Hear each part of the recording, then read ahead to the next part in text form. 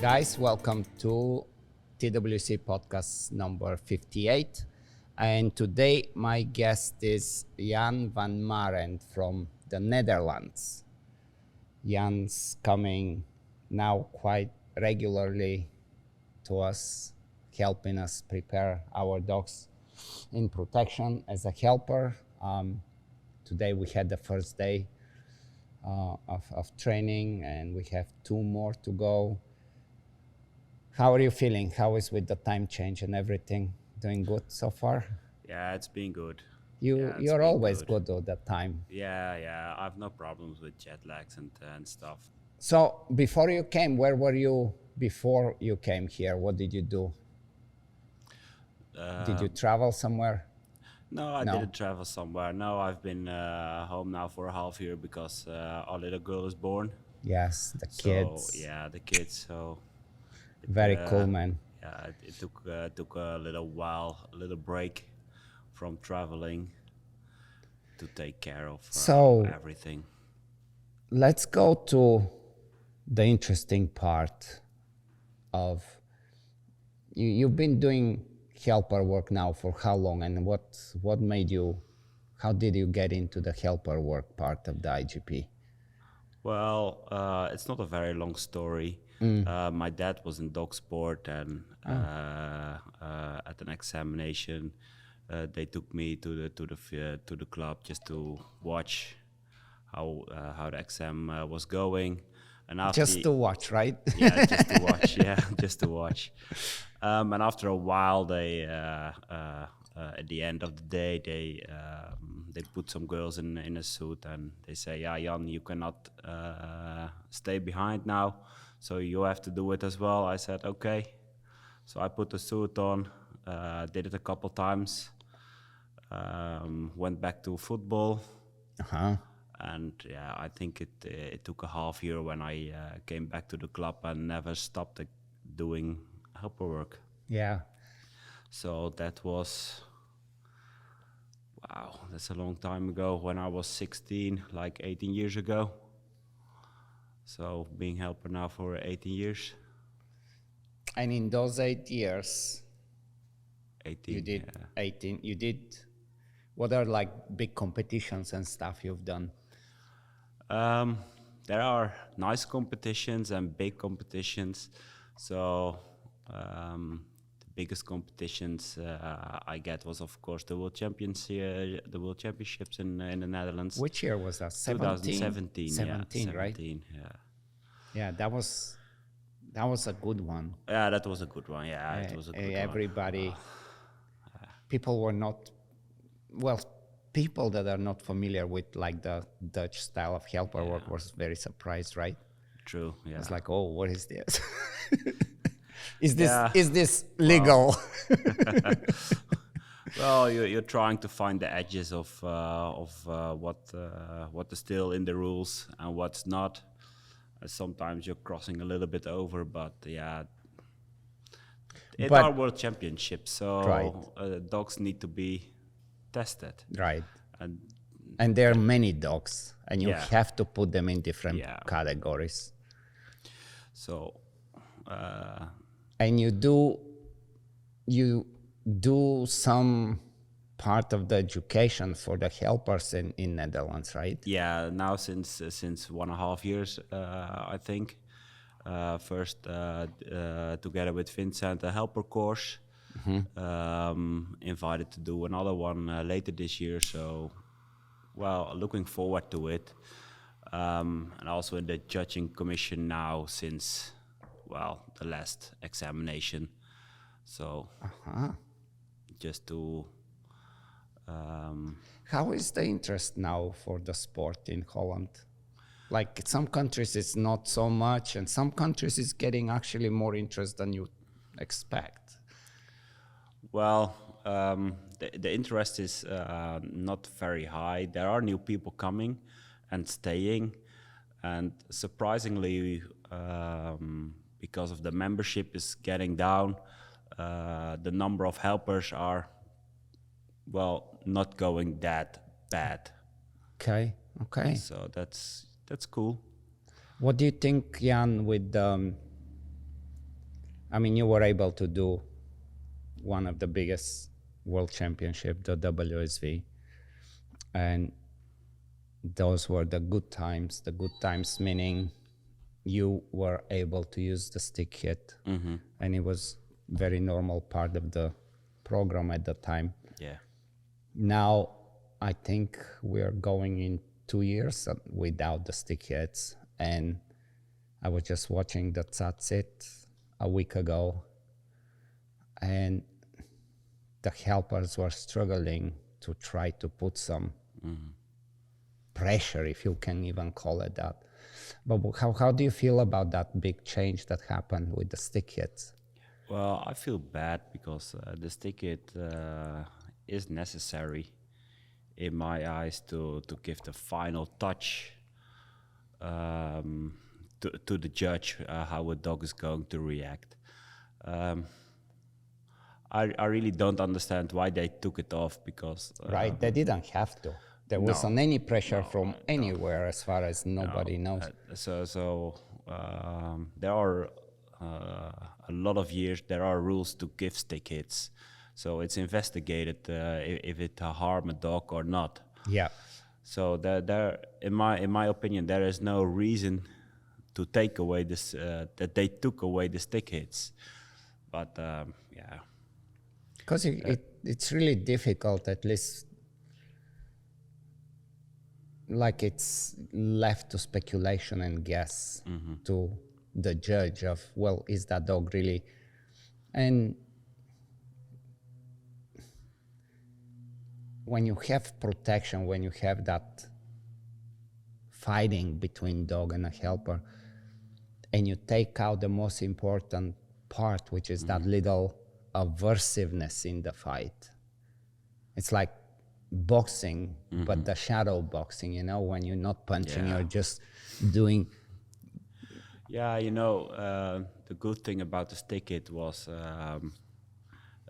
you can do it on different times. So you make the reattack, you're going into the pressure phase, and if a dog gives a reaction, it may be not after 4 steps or 5 steps, but maybe after 2 steps. It's still legal to give a stick hit at that moment, and that are the moments where a judge can see something's going on here. Right. And well, they took away that moment, and well, it's sad. And a lot of, Sad. well, not a lot, but at least some of the influential trainers and people that are having positions in like utility commissions and different boards of the world clubs, some of them still very convincing, trying to convince everybody that the stick is not needed to evaluate the dog, and you can put pressure in a different way, and basically there is no reason for.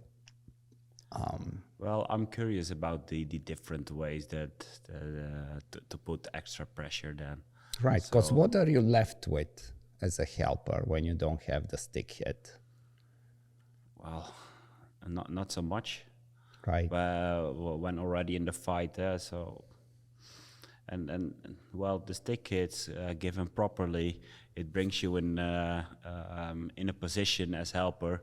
With the dog on the ground, it gives you the opportunity to give the dog a stick hit, for having the pressure, so the dog is under you.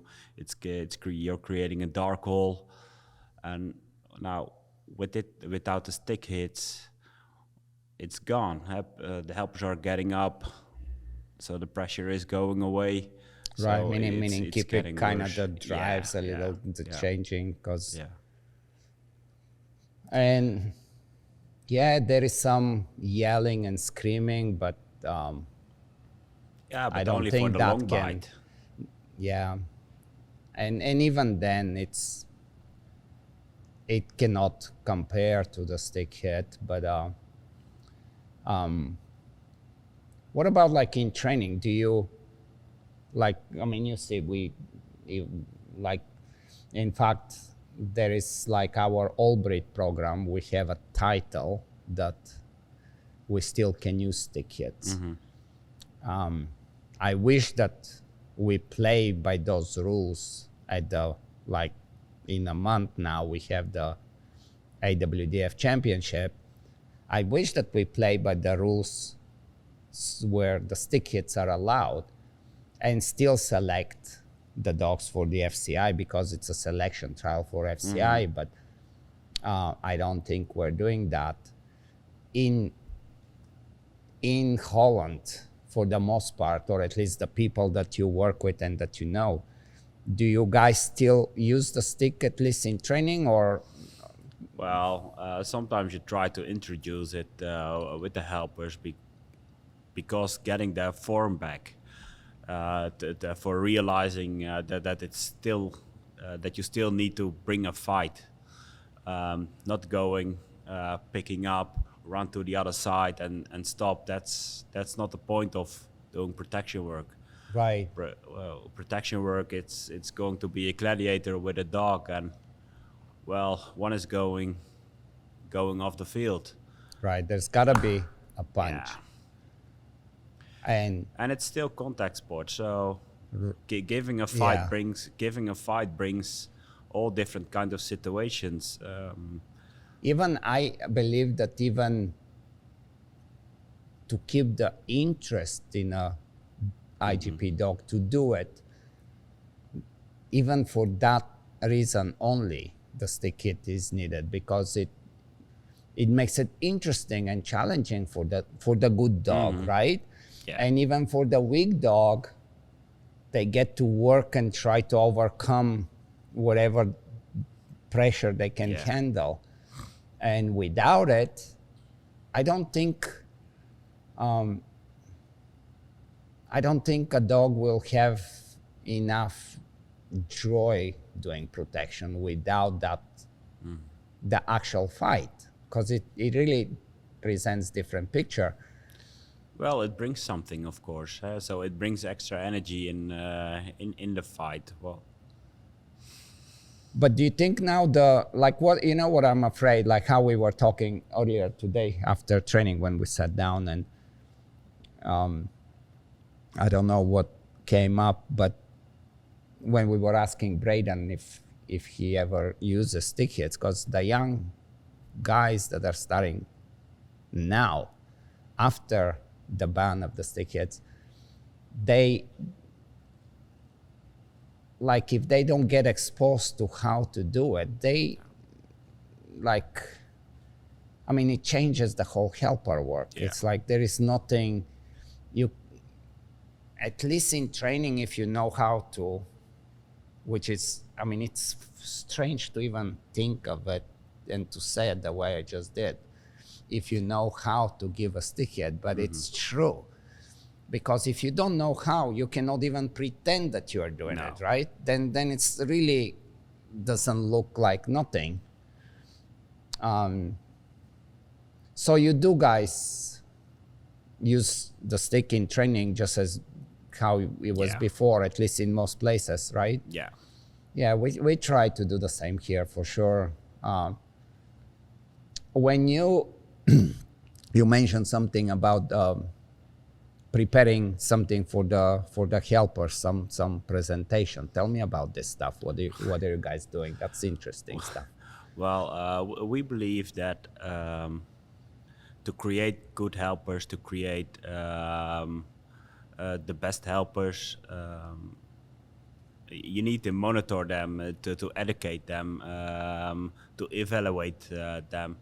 So we're busy to write stuff down from, what do we want to see, how are we getting there, and how can we keep that kind of level. And it's more towards competition training, more competition stuff, right? Yeah, first to the competition stuff, because you have to start somewhere, and competition stuff that are that have certain exercises that is always the same. From there on, we're going to work backwards. What kind of exercises do we need to teach the helpers to make the movements better, the eye-hand coordination, the footwork, etc. Do you try to make them from different helper seminars and camps and stuff, especially when it comes to competition helper? Very often the instructions are kind of very rigid, like everybody, it's almost like in the army, like a soldiers, like you take 3 steps like this, and then really trying to make every person look almost the same, instead of teaching them how to be themselves and use the quality, like if you're a smaller guy versus big guy, how to use your advantages. Like, what do you guys do with that? Well, it was a little bit off the focus, but now we're refocusing back on that kind of stuff. So we selected now 2 helpers to do the Dutch championships. The guys who are not working from this point to that point, but because they are in a fight, Have a little freedom, right? Yes, of course, because we need that. They took away the stick hits, so what's left? So and that must be a motivation for other guys to work.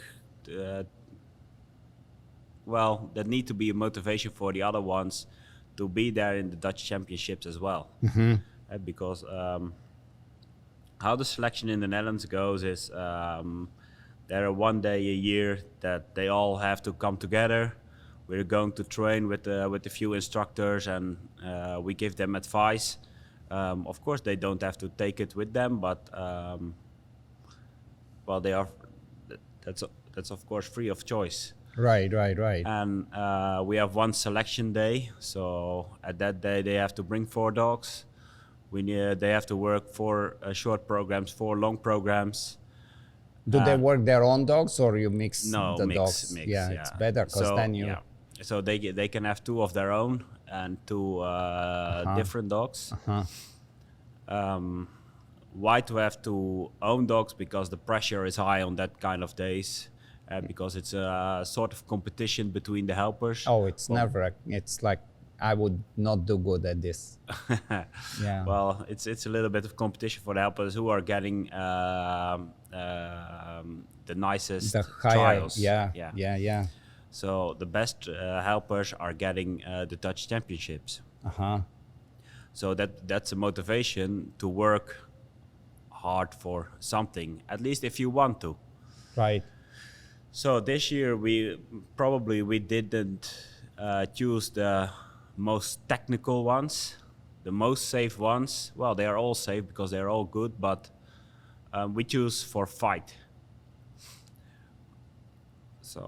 So what do you, like, if you have one of these guys and they're about to go into the championship tomorrow or a week from whatever, what kind of instructor what would be some advice, like, as far as testing the dogs? How, like, I guess what I'm asking is, how can somebody really put mental pressure, because that's pretty much what is left without the stick yet, and be effective, at least with some of the dogs? Because I don't think every dog can get affected by only posturing.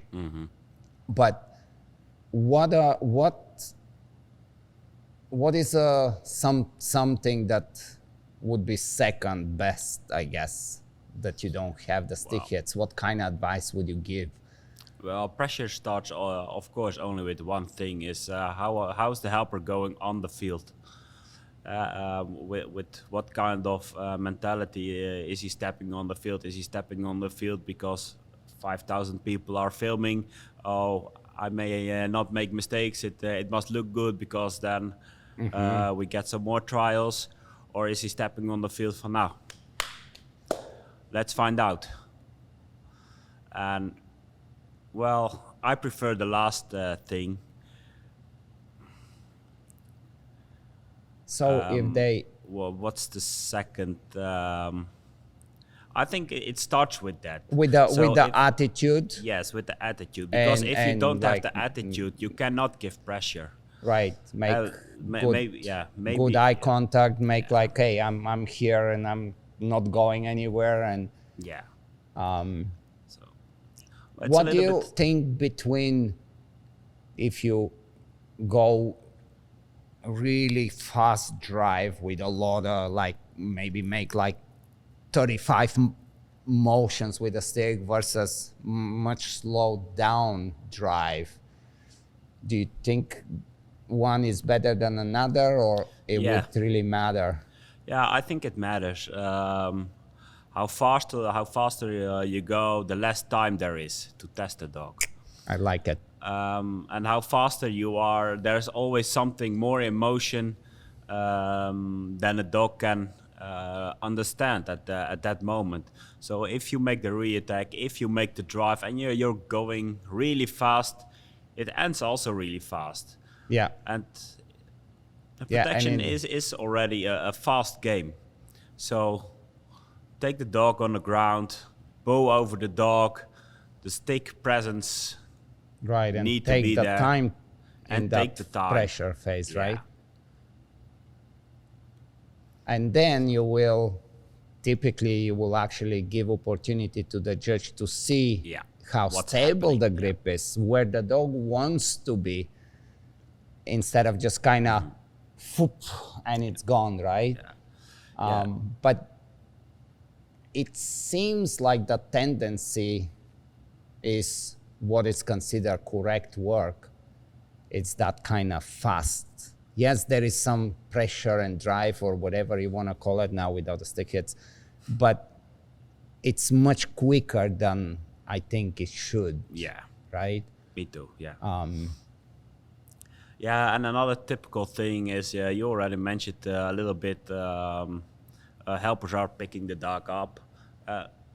Exactly how I say it, picking the dogs up instead of making a real attack with a no moving sleeve and stick in front of the sleeve. Yeah. So they are picking the dog up and they are going to run from A to B. And the dog has not much, like nobody can see, and the dog cannot really show you what Exactly. goes on. Yeah, and you also mentioned the place where the dog wants to be.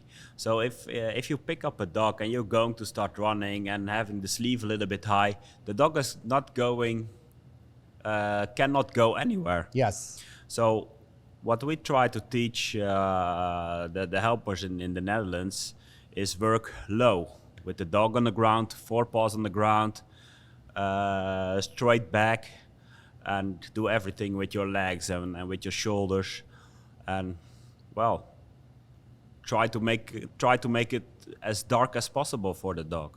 Yeah.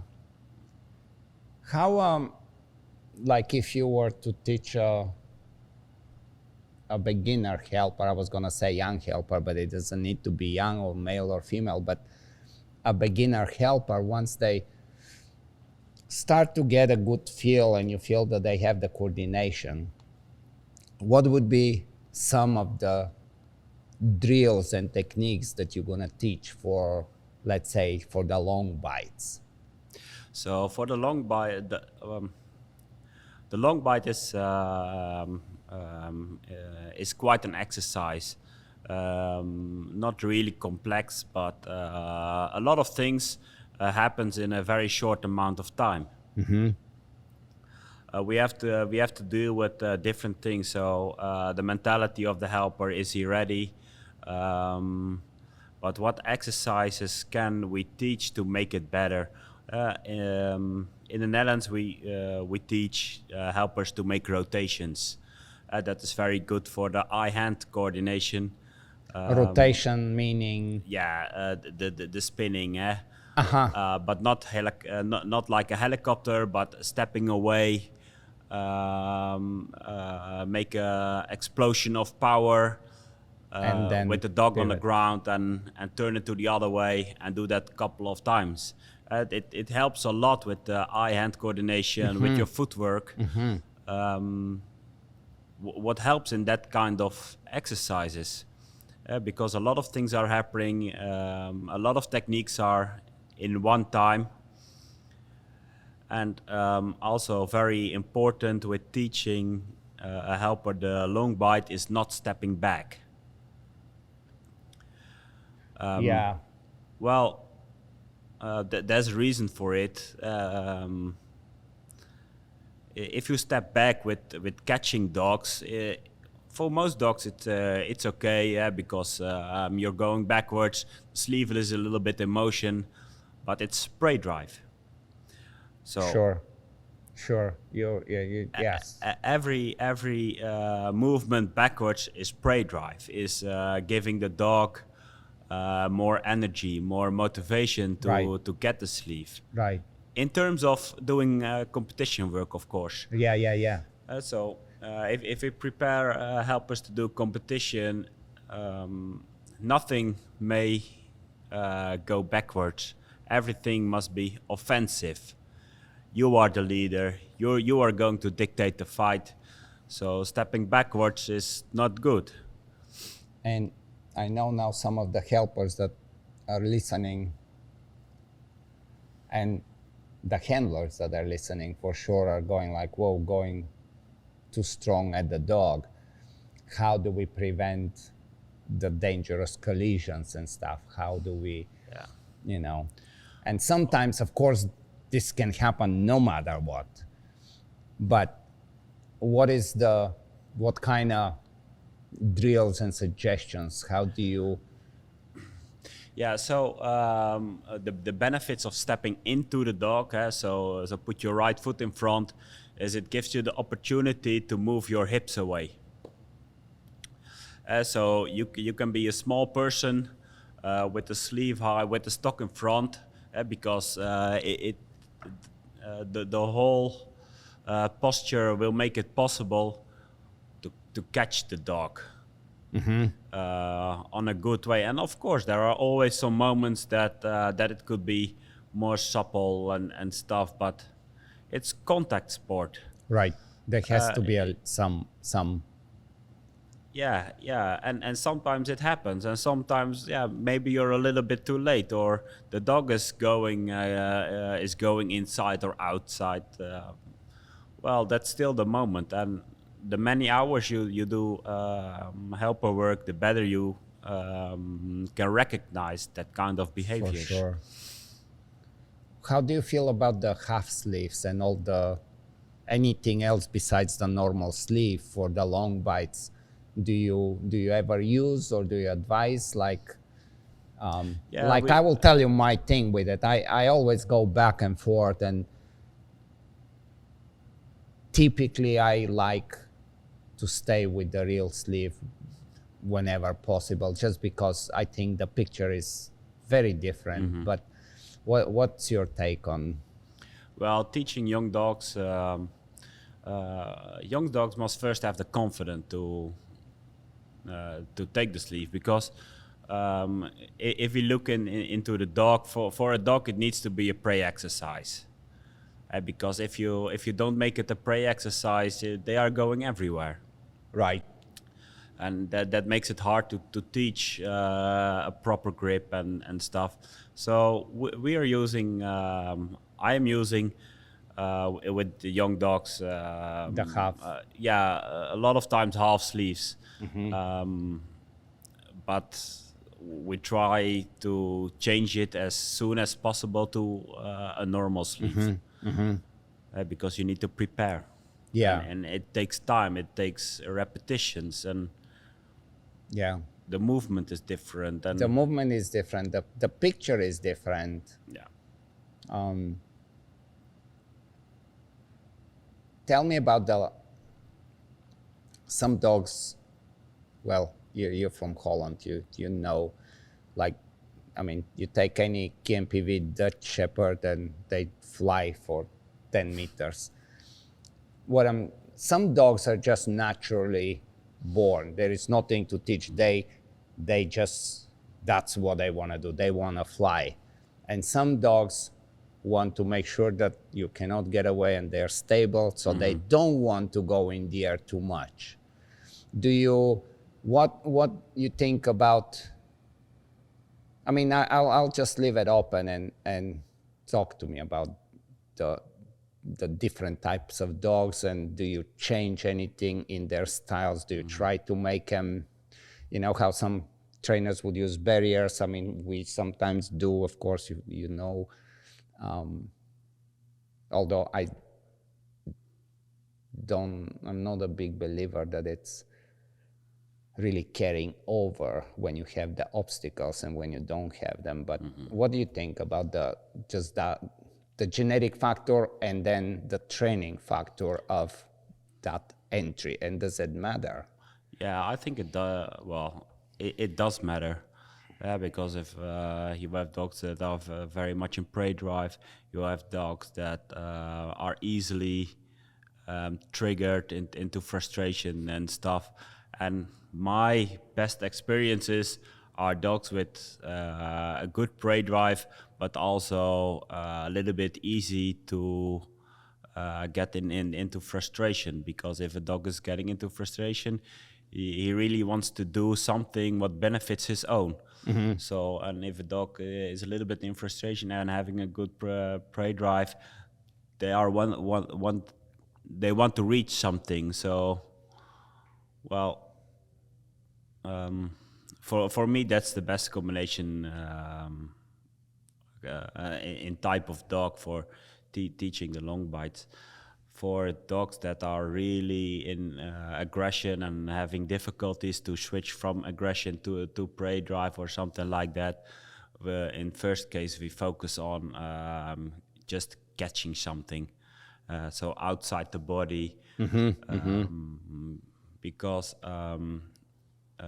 dogs that are in aggression, it's a very thin line between confidence and How not much confident. they can handle, right? Yes. So if you are having dogs in aggression and you let them touch your body every time, they are going to search for your body, which make it in later stadium difficult to finish the exercise, the education. Right. If they're not good jumpers, being because they're aggressive or because they're unsure, would you focus more on using some kind of obstacles or building the confidence, or how would you try to encourage a dog that's not so, hey, here I am? Well, there are some techniques to make a dog stronger in that point. If we go a little bit back in the time, we put the dog on a pole, we hit them and running back and send the dog straight after you. While it's hot, yeah. Yeah, so they experience they experience some pressure, they experience a little bit of pain, and well, not pain, but getting physically touch. Definitely some discomfort and frustration yes, that carries then, over. Yes, and then the helper is running away, so the dog wins there the It's fight. like, I'll pay you back now. And, yes, and get released and just getting something, and well, it can bring good results, but yeah, they are still dogs, so Yeah. not every time you can have the same result. How much distance plays a role in this, you think? Like, you know, sometimes we say, well, let's do a short, long bite. But how short becomes not effective? And how long? Like, what kind of distance do you like to work with typically? Well, for me, it really doesn't matter how Yeah. far it is, because after 10 meters, the dog is on speed. Yeah. So the most handlers are very careful with their dogs, but for a dog, it doesn't really matter if it's like 10 meters or 50 meters. Maybe for the picture for the dog, it's different. But I think typically my opinion is that more of a normal length allows the dog to reach the momentum and work in that speed that typically is going to work, instead of if it's too short, there is not enough time to think about running and then switching to targeting and then catching. Yeah, And sometimes with teaching young dogs, you're making short bites, especially when you need to have a lot of repetitions. So dogs are having problem to switch from prey drive to aggression, the other way. So you make a dog out getting a few meters away and let the dog just come. But that's to build the prey drive there. So, but you need to go fast to a normal length. yeah, I sometimes find that when it's not enough distance and you stay for just too many training sessions like this, then the dogs doesn't even know how much the body weight changes with the speed, and they're like almost surprised of the body weight that they have on the bite. Yeah, and in dog sport, everything is about conditioning behavior, conditioning the exercises. So that's also for that kind of parts in the program, of course.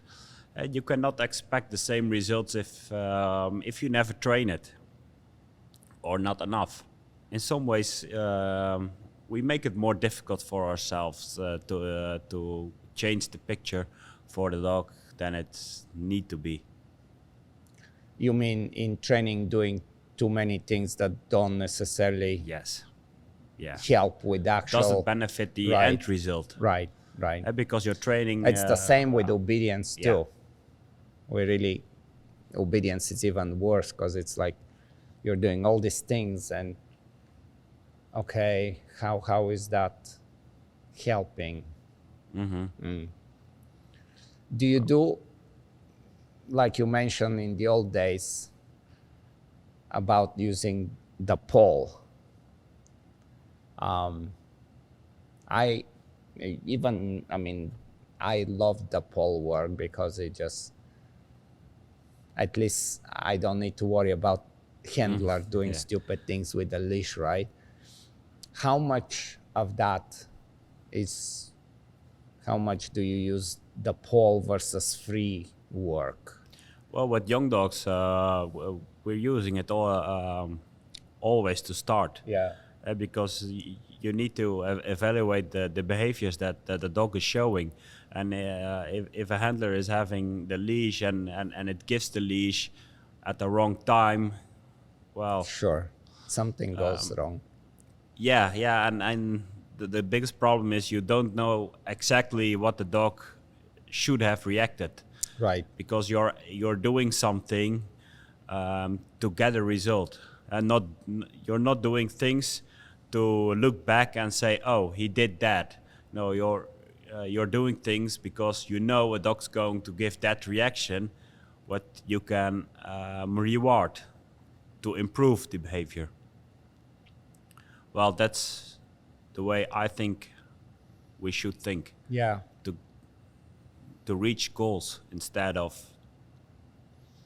I'm gonna keep asking very interesting and kind of tricky questions that are always in everybody's mind, and it's cool to hear from different parts of the world how top helpers think about the different approaches in helper work. So one of the things, what do you think about the idea with the 3-month, 4-month-old puppy and the bad guys in the bushes, and we're playing this boogeyman and the puppy chases them away? How much do you believe in that, and you know what I'm talking about? Yeah. It's kind of, I think it started with I believe it was like Hoy Winkel, or I don't know, it was somewhere. At some point it started to be like a thing. It's like, oh, we have to, it's a young puppy, he needs to see that they can chase in a real kind of scenario. They can be more dominant than somebody in the bushes type of thing.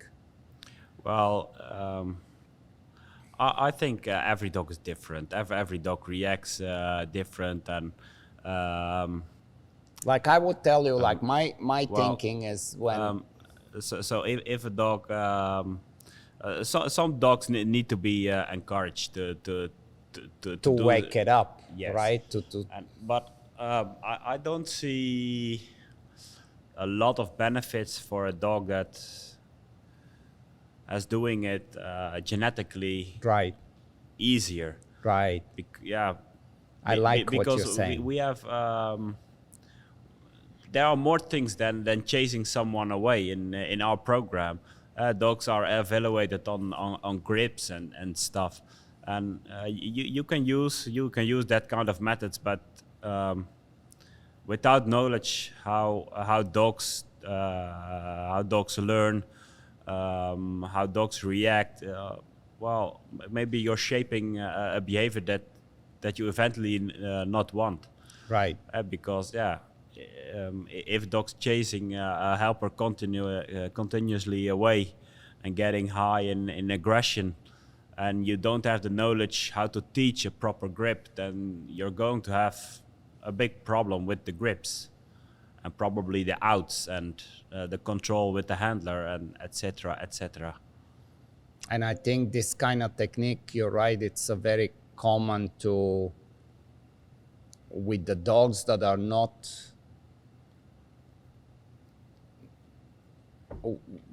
awake yet, maybe seen it for a moment. It's like, oh, wow. But the dogs that are already thinking this way, and you do too much of that, you know that it's there, but you're really constantly putting them and encouraging this kind of behavior that it becomes at some point too much. I think it's similar with the when you make the dog, you know, like you put the sleeve down and make the dog really guard and bark on you. And some dogs naturally, they're already there. But the helper that doesn't have much experience is like, oh, that dog is doing exactly what I want to teach this other dog.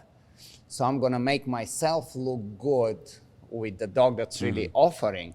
But that dog actually needs something different than that kind of work. You know what I'm saying? Yeah, I know what you say, and yeah, that's also a problem in the sport that we are doing.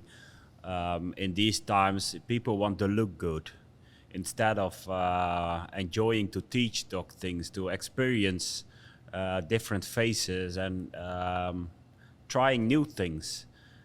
Well, it's sport that we're practicing, so it's not all written in a book how to get Right. every type of dog that kind of result. You have to process it by yourself, and helpers are getting better with trying things and be sharp on what the results are, and well, just experiencing the dog sport how it should be, with different faces, different drives, the different motions, the different exercises. The more exercises you're doing, the more insight you get from a dog, and the more you can learn from a dog, and the better you will be as helper. Right. Also at trials. How soon with a dog that maybe it's not really solid in protection, but how soon do you start to add some obedience components in the protection? We start quite early.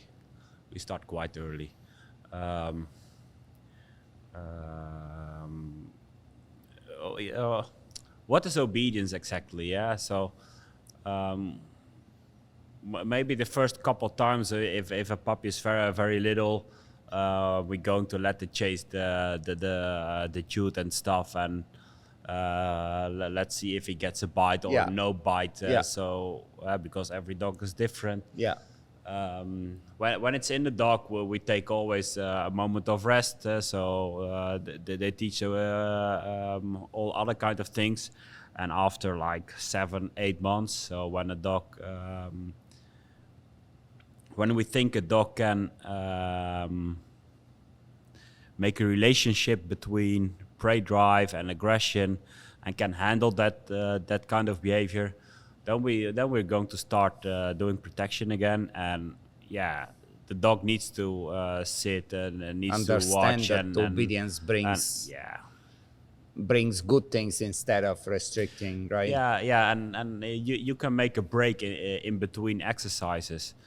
So it's not continuously bite, but also a few moments of rest for a dog, so that the dog can relativate. Yeah, and it Some behavior. extends the duration of the session. Well, yeah. What do you feel about the training when now seems to be quite popular? A lot of the behaviors are trained by the trainer without a helper. Like almost every part of the routine can be trained without a helper versus with the helper. How do you think about that? Well, I have two opinions. One as someone who really enjoys if someone gets a lot of success and look good, so points wise. As helper, it's nice to do it by yourself. Yeah, that's why I'm a helper, and I love the sport. Yeah. But as non-helper.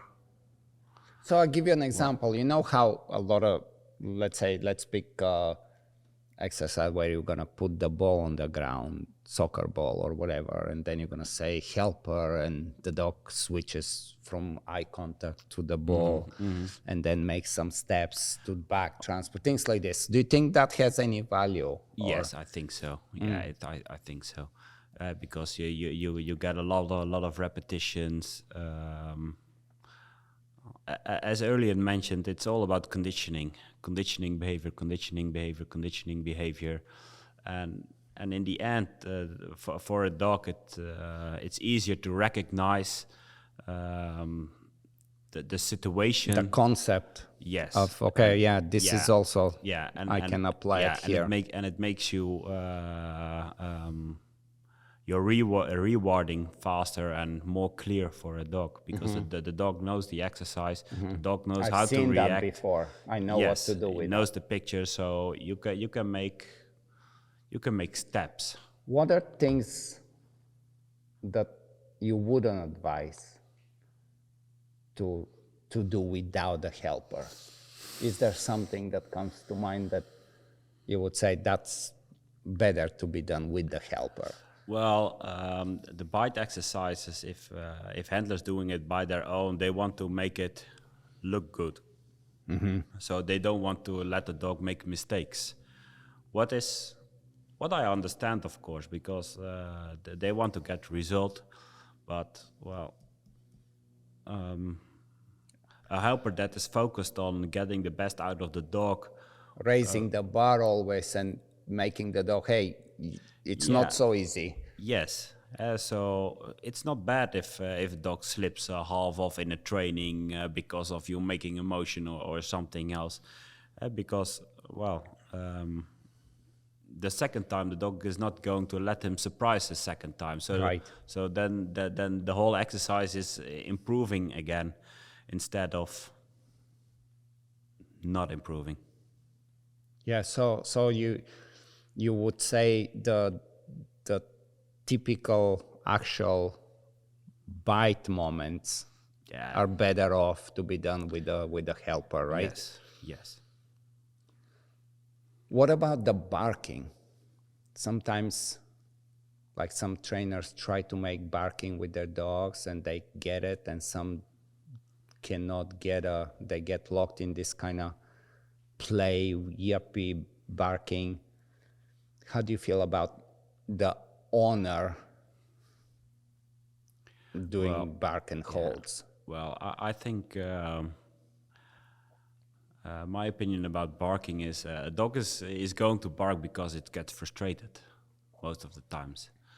If it's getting frustrated because of not getting the sleeve or getting frustrated because of not getting the ball, I think a good trained you can have almost a copy of the behavior. Do you think sometimes some dogs, like I've seen really good results with dogs that were taught by teached, the owner? Yeah. With very intense guarding and stuff, without seeing a difference between dogs that are taught by helpers. But the owner has to know, he has to Of be able course. to use the same knowledge as a helper, right? Yeah, sure. That's where, that's probably one of the big problems when the owner of the dog is like, well, that's good barking, that's good way to start somewhere, and then the dog never gets to become more demanding and more dominant in the barking, right? Yeah, and to teach dog it's quite something, of course. Being helper, it's already quite difficult because all of the movements, all of the techniques you need to know. Then doing it in different situations, different circumstances, and it would be perfect if a helper knows how a dog learn and how to understand behaviors of a dog. So what we need in sport is that we have helpers that also understand how dogs learning, that the dog learns with associations combined with signals and baconed with commands. Right. I think it's difficult to get a result if you don't understand it. So sometimes maybe it's even better if a handler is teaching some exercises, but the actual bite work, that the best thing would be by helpers. If you are to pick one of all the exercises in protection, and not necessarily exercises as far as like the competition scenario, but anything that we train about in protection, what would you say is like probably the most important to you? I think the reattack. The reattack. The reattack. I would agree, reattack, and that's why the reattack actually has so much points comparing to the other exercises, right? Yeah. I love how the IGP, whomever thought of the points way back in tracking and obedience and protection, they really seem to understand the difficult parts in the program. So the points, I really think they reflect very nice what is to get the reattack to be really nice. What needs to happen? How do you make a dog have that dominance and believe in itself and make that punch? On training? Yeah. Well, as earlier mentioned, if a dog really wants to get something, there's you can use a little bit frustration. Make a dog wanting to have it really, really, really bad. So if a dog really wants to have the sleeve, and you get a little bit in frustration having the leash on and let him miss one time or two times in combination with a lot of movement, so the dog is getting very excited, then the dog is going to recognize the picture of getting in frustration and a possibility of should I get it or shouldn't I get it. And that balance, I think it's important to get a very confident reattack. Because if a dog not really know if he gets it, but he really wants to have it, he's going to give a lot of energy for getting it. So that preparation before the bite, actually, it's what's gonna make the bite, right? What about the guarding and the barking? You kind of always seem to know, depending how the dog guards. Very rarely you get surprised the way the reattack looks like. You can pretty much predict by the way you see how the dog guards, how it barks or how it stares, what it would look like, right? Yeah, it's good if you can recognize it. That makes you a good helper, or a helper that needs some extra education or something. But that should be one of the things a helper must see, right? For making the moment of doing the reattack.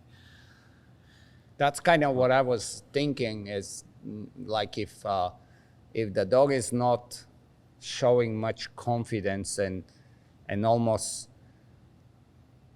barely can control itself to go into the fight, if it's not there, chances are the reattack may not be so strong. So I think creating that really good guard phase will affect the reattack. But the guarding phase is it's a tricky one, because we can really nowadays we can really kind of create a picture that looks like, hey, I'm super strong and look at me barking so hard, but actually even the dog knows that it's faking it, right? Yeah, so that's why we need to teach our trial helpers much better, just to select that behavior and to give a hard reattack with a lot of emotion, with everything a helper has in his body, to make it happen that it's visual, that, well, the dog doesn't have it, in fact. Right. And we forget to teach helpers that kind of things.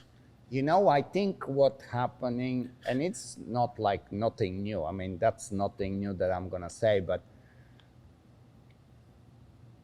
good helpers, or I should say helpers that have the talent to be very good, they think of themselves, they put themselves so high that they don't think they should spend their time working the not so strong dogs. But it's the not so strong dogs that can make you a better helper. Because if you can find a way how to make a dog that doesn't believe in themselves, you are starting to enter a different level in your helper work, no? Yeah, and understanding how a dog is as dog. Yeah, I think so. Because there's also a little trap in it, because the weaker dogs, you cannot have continuously pressure on a dog that cannot handle it. Right. So sometimes you have to help it through some phases, and well, the trap is to not stay in that kind of training. Yeah, so they have to grow. They have to grow. Yeah. If they are not growing, well, then. But overall, what I typically see or hear is the helpers that really, I'm like very good and I'm growing, I'm working up to becoming national selections and so on. They feel like that's not there is nothing for me here. I want to work the dogs that are going into the competition. I want to work with the big names people and so on. But as far as the benefit of learning, it's not smart to just work the best dogs, No. right? No, it makes you a monkey that can do a routine. Yeah, with that's a a- good one. Yeah, really. Yeah. I really love dog sport. I really love to work with dogs, to do helper work, and well, if you're not if you're not working with weaker dogs, you cannot recognize that some behavior things, because there is always a moment that you can recognize from maybe the dog is not in his Not best in. form now, and you cannot anticipate on it. And that dog sport is also about anticipation, to be ahead of the dog, what's already quite difficult. Like for you personally, what is the, if you were to have, okay, these are my top 3 or top 2 most interesting parts that I really like to work on, regardless of age or breed, like what areas in the protection are the ones that you just really enjoy? Not that you always have to do, because some dogs need it, some don't, but what are something that you really enjoy and you feel really good at it? Like Well, top 2. I really like to improve grips and stuff, to teach it, to make the rotations, to make it very dynamic. That gives me a lot of energy. That gives me a lot of joy, and it's also very rewarding, because if you're working on it, it almost have always a result. When you see the result, right? Yeah, there's almost always, because there's a lot of things going on. So dogs are feeling better if they're hanging on. And They immediately. Even today, like Tarzan or whomever is like, whoa, Jan is back in town. I gotta adjust now, and then they make the adjustments when they can. Of course, they have to be able to. Sure. But yeah, I know exactly what you mean by that. What about age? What do you think? Does that, how soon is too soon, or For working on grips? no, just overall protection, just doing IGP? I mean, sometimes trainers are like, okay, I get a puppy, and they feel like they don't want to miss anything, and the puppy is already, it's 4 months and it's running 6 blinds, mini blinds, and it's doing all sorts of like, but then you have a 2-year-old dog that hasn't done anything, but genetically very sound and has very good rapport with the owner. And Well, I think really starting with part of the program and really teaching is about a month of 8, 9. Because in the period before that, and you're working on drives, you don't really know how a dog is examining his behavior. being aware of yes, what of they're what he's doing. and Yeah. yes, they don't even, sometimes you're trying to look at them and they don't don't recognize it yet, right? No, because it's too young. Right. And well, yeah, what is a good age? Yeah, I think it's a difficult question to. No, always. Yeah, I don't think there is a one answer really. No.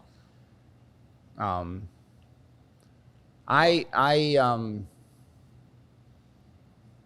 love when somebody comes to some workshop with a 2-year-old dog that just never done anything in protection. But the owner has really good obedience, it's not that they're not doing anything, it's just the dog is not exposed to protection training, but has the natural talent for it. I love these dogs because within 3 days, Yeah, you can reach. it just catch up to Yeah. to the dogs that have been doing it for the last 3 years Yeah. very fast too. But yeah, what would be, if you like, sometimes, what do you feel about the dogs that are not so sure in the beginning when they are young? Like when do you say, well, I don't think that dog's good for the sport? It's not like the dog's not really. Well, if you start, you want to see some drives, of course. How's the hunting drive? That's an important Some one. desire, right? Something. Yes, because if a dog doesn't want to hunt something, it's getting a little bit more difficult to get in the correct frustration, and not the frustration for I want to go away, but the frustration of I really want to have something. So that's the first thing. What I check with if a dog's coming on the field, what I will really want to recognize or want to see, because that's one of the most important things. What about like there's sometimes dogs that you pick it from the puppies, and it's like the puppy that doesn't necessarily go to everybody, and it's just a little more cautious, looking around a little bit more. Well, yeah. So sometimes you need to give the dog some time as well. Right. With some dogs, you need to build confidence in the start, and well, maybe it's looking sometimes away. We had it today as well. There was a young dog Yes, never very did true. something, and it's looking away, and it's going to her handler and stuff. But in the end, because you're focusing on the good things and ignoring all that other kind of things, so the dog is growing over it quite fast, and then you see the second session that the dog has way more drive. And starts to yeah. believe more in itself, Yes, right? yeah. And then it's beneficial to get something. I love again, like with some dogs that are really insecure and there is just impossible to move forward. But often what I find with the dogs that are a little unsure, when they do bark and hold, they do the bark and hold with real intention, because they are in conflict. And it's a question, am I good enough or no? And as long as you show them that they're good enough, Yeah. what they're putting in front is very real. To where if it's a confident dog, you have to make him kind of create a little challenge to where they're like, am I really that strong in order to get that same barking? So in a lot of ways, some of the more insecure dogs to start with, if the helper is able to make them believe, they offer much more, right? Yes. It's an interesting side, the way to look at it. Yeah. And those dogs are actually quite nice to work with. Right. Yeah. Because they really, every session really matters for them. Yes. They're not like, oh, I'm just so confident, and it's like... Yes, and as helper, you need to be sharp with that kind of dogs, because you need to see everything, what's going on, what's happening, how's the dog reacting, and stuff. It makes you a really good helper, I think. When you what do you feel, what do you typically, how often protection training with a young dog, what do you think is too much, and what do you think it's not enough on an average? Wow. 2-3 times a week. 2-3 times a week. Yeah, just to get all the repetitions that you eventually need to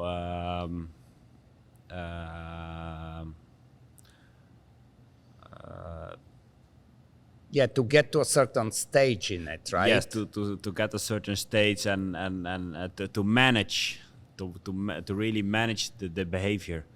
Because to manage a behavior, you need to have many repetitions in a certain situations. And it's also the physical and the mental conditioning of Yeah. the endurance too. But what about the danger of burning out, maybe not becoming so interesting, or maybe pushing too quickly if you go so many sessions? Well, if a dog is running out a little bit, then I think then it's not challenging enough.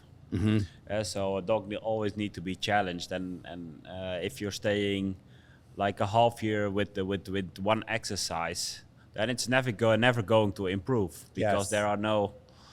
Yes, it's like playing chess, just moving Yeah.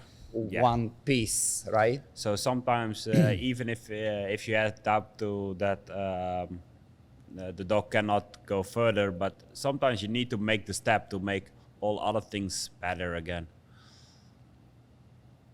And the focus is not going to be on that point anymore.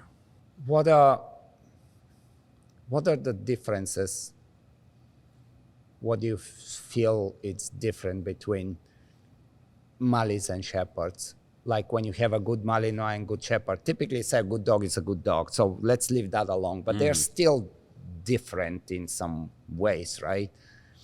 Yeah. What are, like, if we break down the favorite parts of a Shepherd versus the high qualities of a Malinois, which are the qualities that you like in both dogs?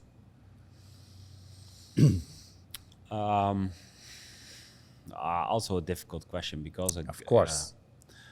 They're all very tricky, and there is no one, I don't think there is one answer in any of well, them. no, I think so as well. But my preference is because I grew up a dog sport at the German Shepherd Club with German Shepherds. My preference is going to that, because as helper you're using other techniques a little bit with if you're used to work German Shepherds or Malinois. So tell me more about this. This is interesting. Well, for example, the athleticism from a Malinois for the long bite. So as helper, you're going in to the dog, and with almost every helper, if you watch trials, the sleeve is a little bit to the side of the body, Getting ready a little too soon. Yes, or maybe it's the problem that the sleeve is on the side that they are walking, so not one stable position, because even in the long bite, if you're coming across the corner and you give the signal that you're there and you're moving the sleeve, it's still prey drive again. Right. But that's another discussion.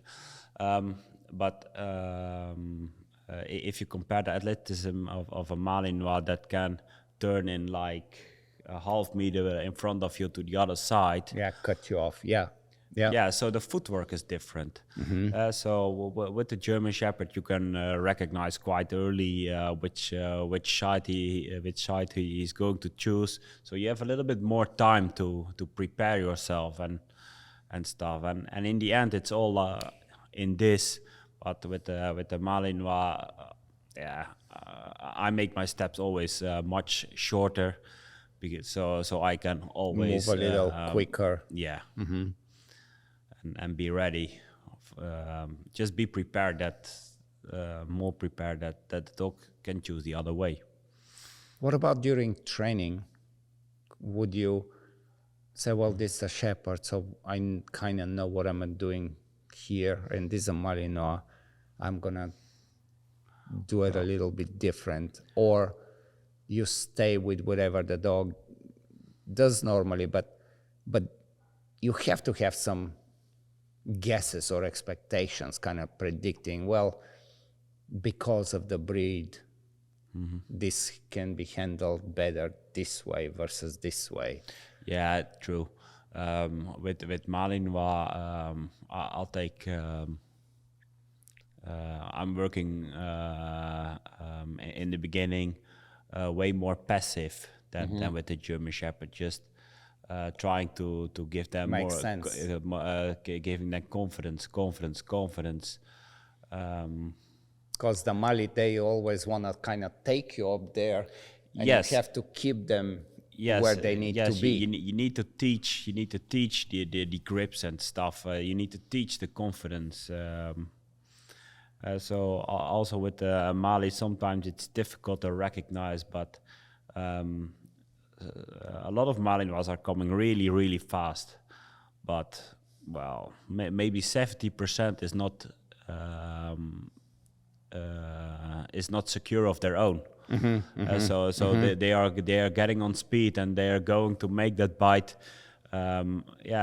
Maybe with different intentions. The intention is different. Yes, and well, my opinion is that the most I'm happy not so many accidents happens, but if it happens, it's most of the times that kind of dogs that are limping Reckless. afterwards and reckless. Yeah. Of course. I also think, even though we always look at Malinois, and me being a breeder, of course, I have my little bias, but we always say, well, they're more athletic, their endurance, but I think in IGP, in ring sports it's different, but in IGP, almost seems like the German Shepherd has a little bit more endurance, because they don't burn themselves so quickly in one exercise. Or what do you think as far as endurance in both breeds? Well, I don't think that there's a lot of differences in. We need to manage that kind of things. So if a dog is giving too much energy in the beginning, maybe you should make the exercises longer. So the dog is going to get used to How to pace. Yes.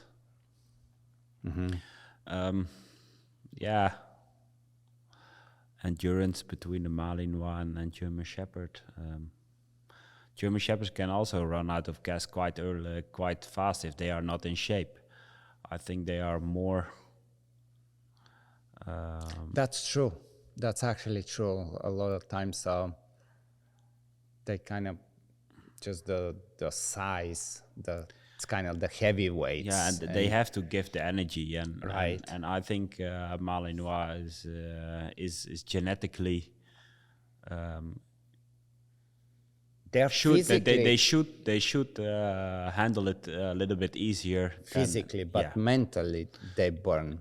Yeah, that's why we Right. start quite easy with teaching the bite work. Yeah, it's a mistake. A lot of big.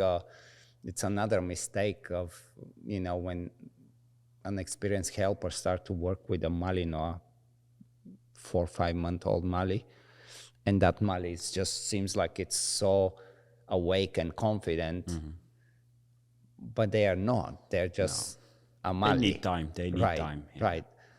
And by that time, if you don't have the experience and you keep pushing, and next thing you know, the puppy is like, whoa, I don't know about that.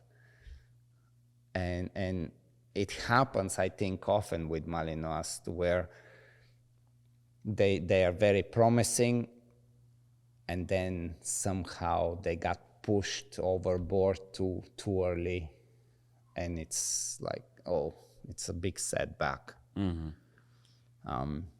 With helpers, how much do you think athleticism and physique, being strong, how much do you think that's important? Not for competition. For competition, there is no question. You cannot be weak. You have to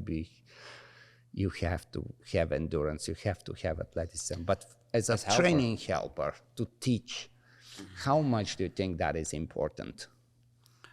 Well, it helps. It helps if Always, you're. right? It helps if you're fit and if you can make the dynamic moves and can have that athleticism to let the dog miss and stuff. Because that's also a little bit about speed and timing and well. But yeah, on the other hand, I've also seen very good results with people who weren't that fit and kind of things. And I'm also not really fit. And well, and I don't know if you're not really fit watching you today. Don't say that. But I tell you, like for me, there is the, you know, I think it's important as who you are, like what you can do. Like if you can jump and bounce around a lot, go ahead. But if you cannot, then there is a lot that you can compensate, and you can, you know, you can really work the dog in with much less movement, but create movement at the same time from the dog, without you having to. yes, Right? so the dog is going to move you Right. instead. Certainly, yeah. And also Yeah, the whole dominance stuff, and you know, like where I'm going is a lot of times movement is not necessarily the right thing always to do, you know. True. No, the dog has to move you well, that would be an optimal picture, that the dog is going to move you, is trying to make the program Yeah, which you have chosen. because typically the athletic guys, they're quick, they're like, Yeah, move, they move, want to show whip, it. whip, Yeah, poof, poof. yeah, I want to show it. And not even waiting for the dog to respond to anything. They just go. And the people that don't have that athleticism,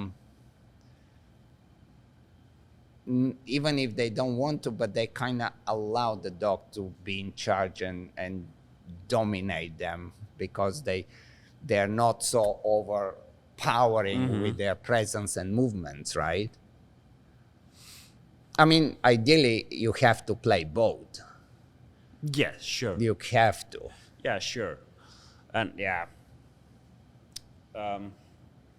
if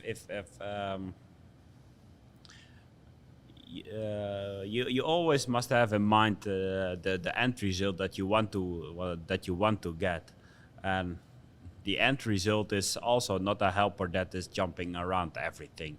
That's just doing the program with with certain exercises. Yeah. Jumping around to get the attention of the dog is not giving you an excellent guarding. An excellent guarding is a dog that want to move you Right. away from him. How often would you do like a dog that already has IGP3 and everything is going the way it should? How often typically you would do the actual routine, or you would work on different pieces? How do you have any certain approach to this? Yes, I have. It depends if the dog is in is getting ready for competitions or not. So if we want to, if we're preparing a dog for a competition season, we always, or my preference is to put the dog 2 months in front in program, and make little changes in the program just to keep the dog sharp. Interesting, yeah. Because if you're not doing it, the dog is always going to try it. Is always trying to find his own benefit in a certain exercise after a lot of repetitions. A dog is going to find a way out of something. And well, if you haven't worked through that kind of things, it may pop up at the trial, Right. what you don't want. If the trial season is over, then you can, well, in between you can also do training different things, but the dog, well, we have the best results for dogs that are prepared and knowing what they have to do, but need to wait till the command comes. Right. Definitely compliance for sure. And well, and dogs that are not in season, if dogs are not in season, means that they are not ready for a season. So that then you're working on behaviors that need to improve to get there. Right.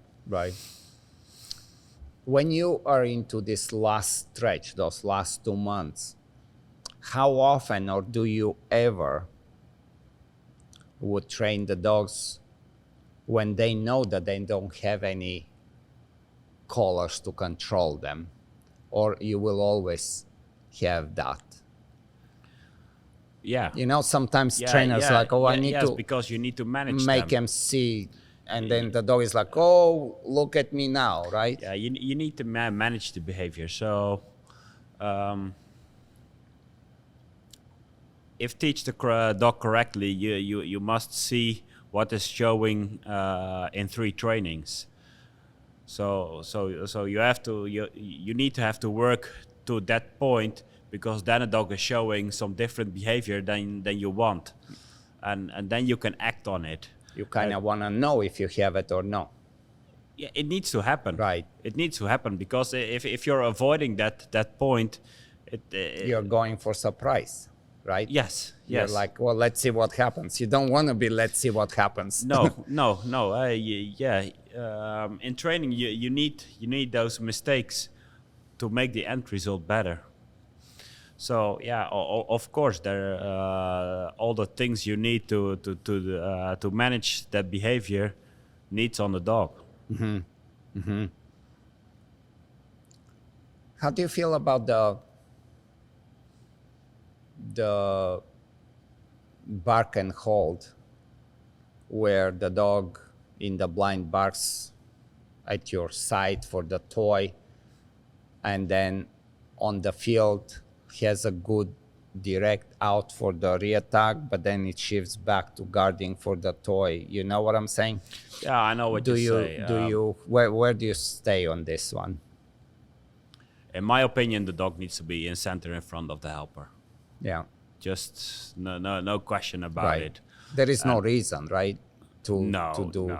No. For me, no. And well, I'm not going to change my my reattack for a dog that is teach to bark here. So if the dog's barking at the point that is not ready to go. Yeah. So. But the problem is that the dog is, depending how the command is given, can be ready to attack or go into the guard. So you cannot really, once it's a bark and hold and there is no reattack and the dog is here, we know that if there was a reattack, they would fail. But there is no reattack. No, but for me, a dog has to be in center. Yeah, I agree. I'm with you on this very much. I was... How offensive is a dog barking if it's on the side? Right. Well, that's a good question. The original belief was, well, he's doing it because he's very direct into the helper, but that's not why he's doing it, and it's changing even. When, I don't know, was it one of my, I don't know, maybe Marcus Neutz or Edgar Scher, I don't know, somebody, and he had a very cool idea, which is impossible to happen, I think, but on discretion of the judge, to have an extra attack. Sometimes it's like, okay, make one more attack. So you can show that the dog is not prepared for it, right? But it would change things I think because of that kind of guarding, a lot of helpers even, they actually purposefully are keeping the sleeve in the blind a little way too far away, so the dog is easier to come to that side instead of having the sleeve where it should be on the guard. Yeah, the sleeve's also protection for the helper, of course. Right. And the situation must be safe as well. So if a dog is barking here and it's nearly touching the helper, well, I think it's a reasonable call for the judge to say something from that. I think they're trying a little to change it a little bit, and maybe it will change. Who knows? What are things that you, besides the stick hits, anything that you see the direction the sport is going with the protection, that you're concerned, that you actually wish that we change something about it? Yeah. Well,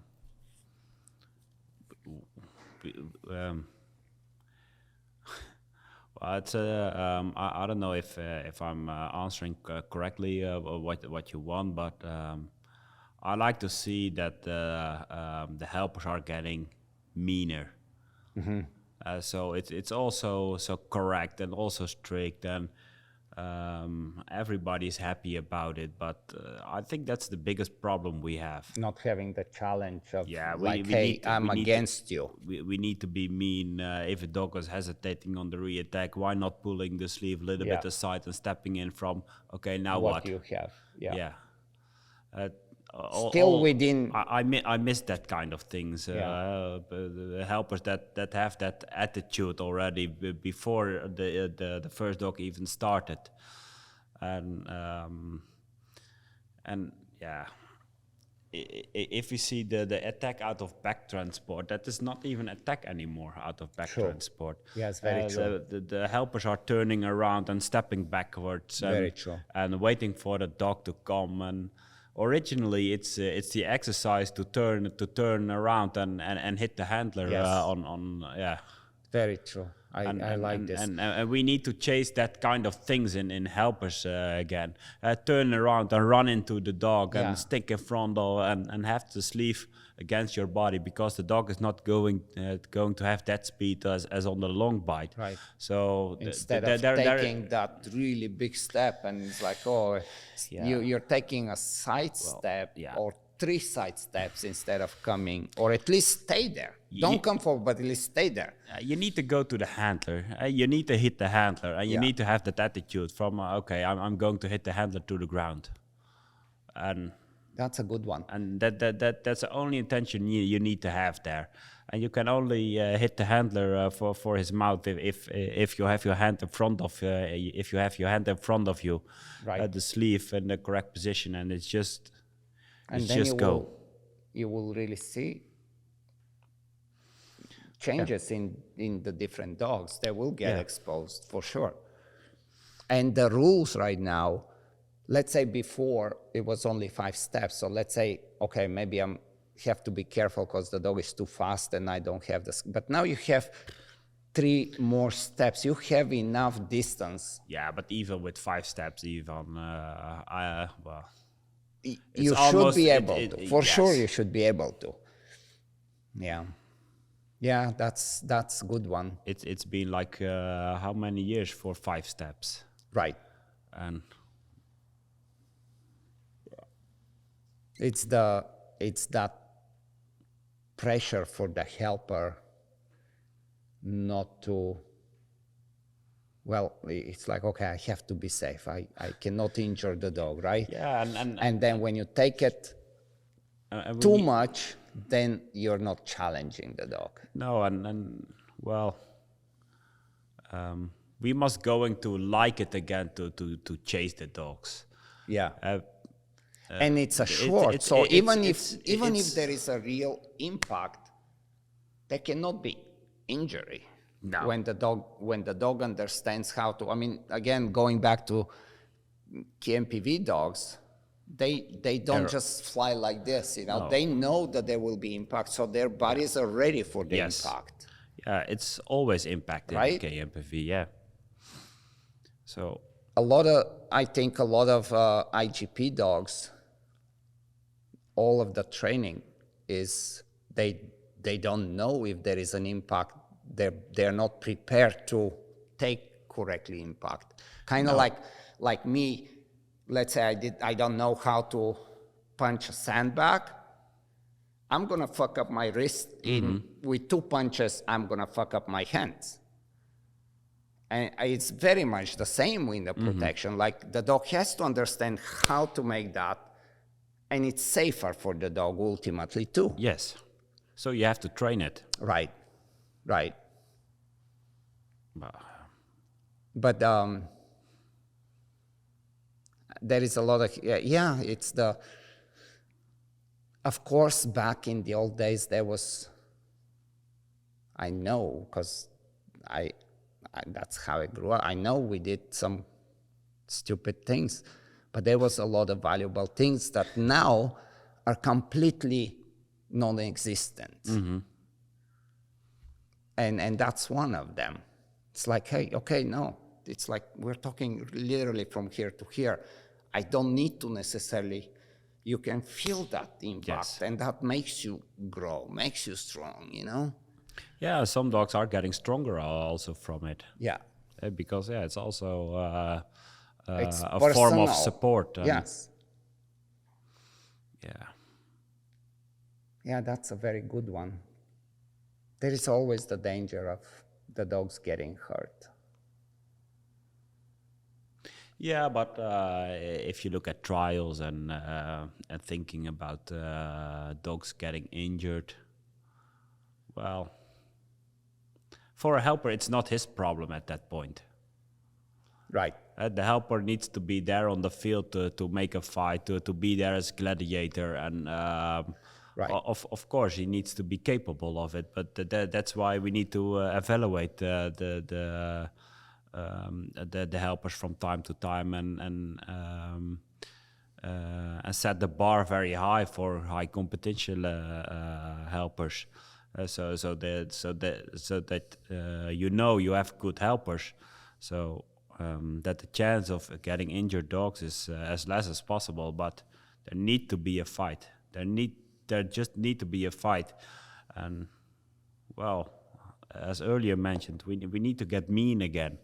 Yeah. We need to search the dog. We need to step into the dog, and well, who gives a shit if you give the stick pressure and you touch the dog by accident? What's the big issue? Every bite, there is really no punch. There is nothing. It's like always absorb, always. Yeah. Well, and yeah. Well, when we teach helpers for a long bite, we also always say, okay, you stand on both feet next to each other, put the sleeve in front of you with some air in between the sleeve and the body, and just catch it. Yeah. And well, that's a good thing, but the step after that part is put your wrong foot in front of you and just step with your other foot in and create the same thing. Yeah. When I tell you, like if a lot of people, if they see a catch like this, they will see a real impact. And the impact is safe, but it's real. And they will be like, whoa, this is a bad catch. And it's not a bad catch. No. It's just not like a butterfly. Yeah, ooh. It's like, that's not what's about. No, and stepping back in the catching, it gives also too much space for the helper to turn it out. Because if you step into the dog and the dog is coming into the sleeve, you have much more momentum to get the dog to the ground again. So you're stronger. The nature is going to be with you. So then you can put the dog on the ground and give pressure way earlier than stepping backwards and need to make a whole circle, right, or to manage it for having the dog on the ground. What would be your strategy if you feel that the dog is, putting this little 2 breaks between right at the last moment? It's coming, but it's like yeah. Yeah, if you recognize that kind of things, and if you're stable enough in the head, you should getting less fast to the dog.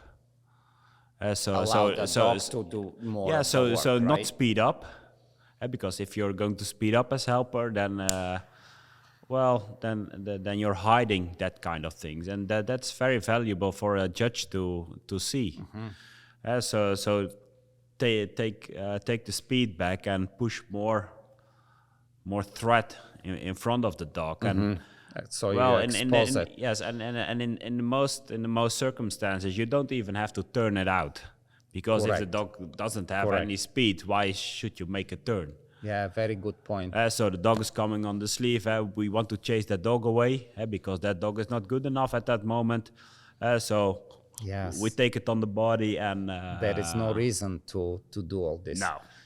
But Of course, the if you have helper wants to make it look like they're good, so it's almost like you're forcing the dog to Yes. do all this, and it's like, what are we doing? Yeah. There's no need. And the same thing with the attack out of back transport. I almost see no helper anymore that is running into the dog with a lot Yes. of pressure, and a lot of them making a full 360 turn For no and then- reason. yes, For no reason. No, it's running in. Dog is on the sleeve, directly going in the pressure phase. That's how a proper Yes, attack I- out of I back love it. transport. Because if you for no reason have it's to prey do drive. this, It's prey drive. then you've already gave the dog too much confidence. Yes. So now you cannot change it within just Exactly. few steps of drive. Exactly. Yeah. But it's easy to talk, of course, from the sideline now. Yeah, because you have, it really can be dangerous, especially when somebody do not have the technique and the ability to move, or don't trust themselves. Or there is also the type of helper that, how we say, well, you have to be against the dog. There are helpers that are really too much in a war with the dog, to where they cross a line of what is okay within how you can challenge.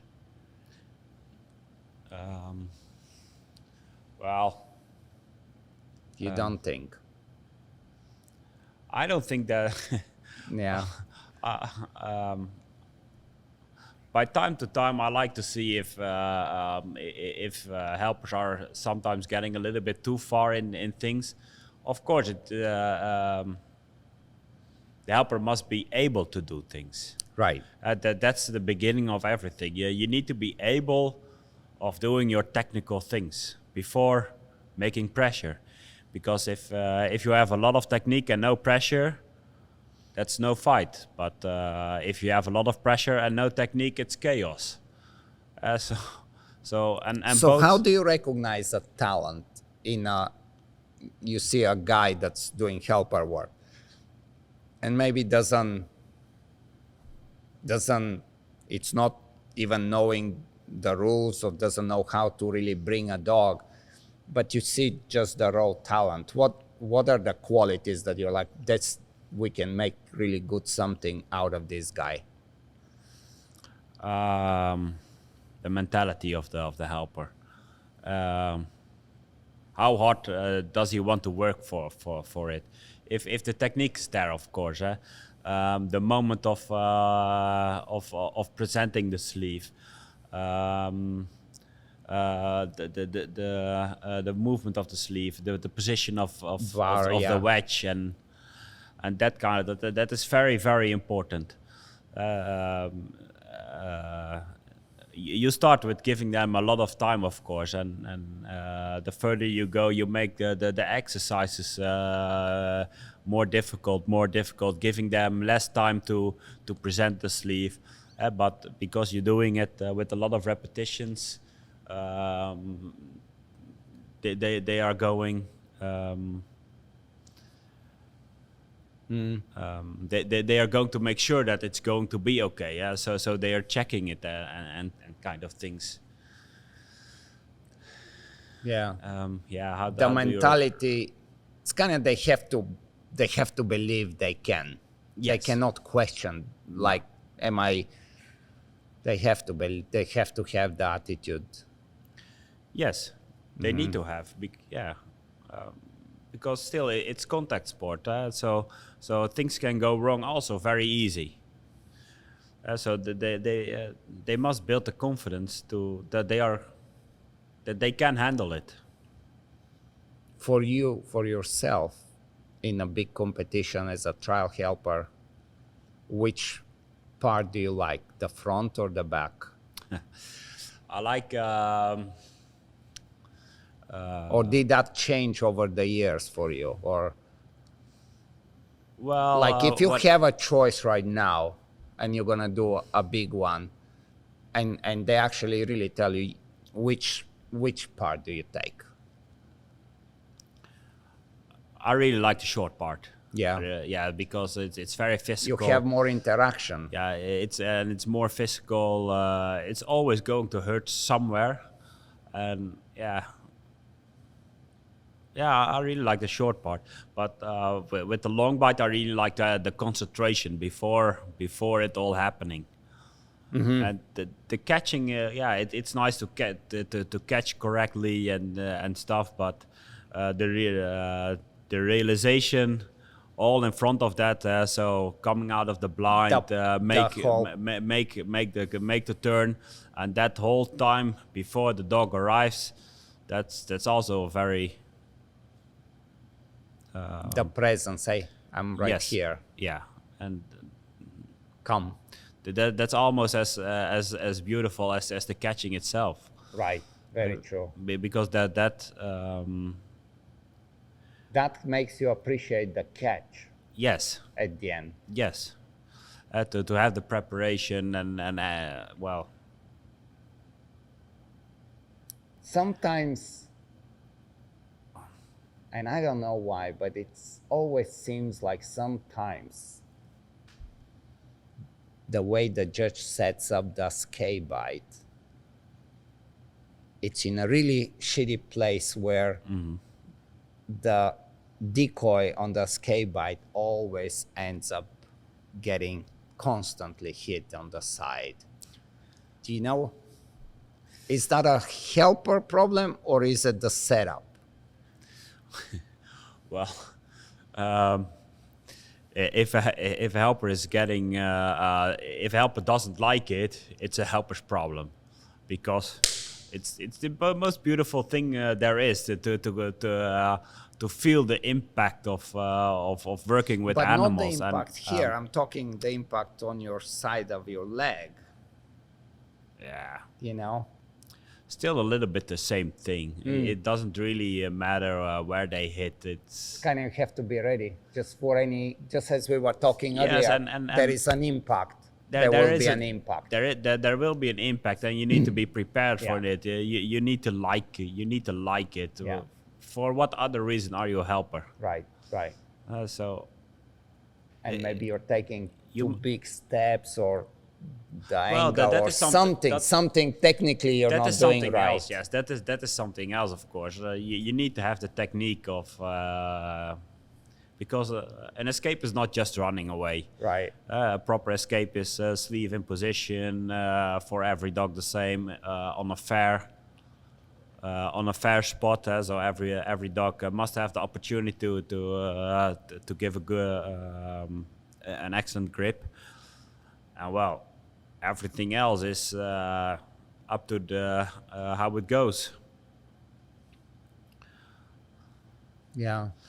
But if it's on a trial,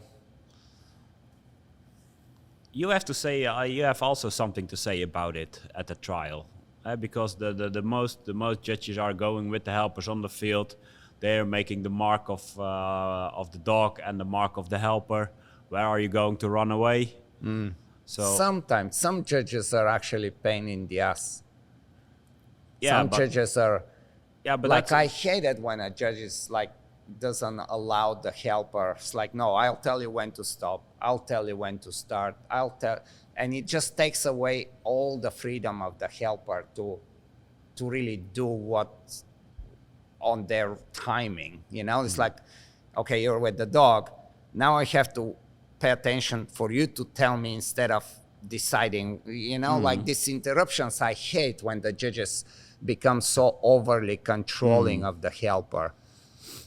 yeah, but for the escape, you have still everything in your own hands most True. of the times, and because they can draw a line, but if you take 1 or 2 degrees on the left of it or on the right, depends where the thing is.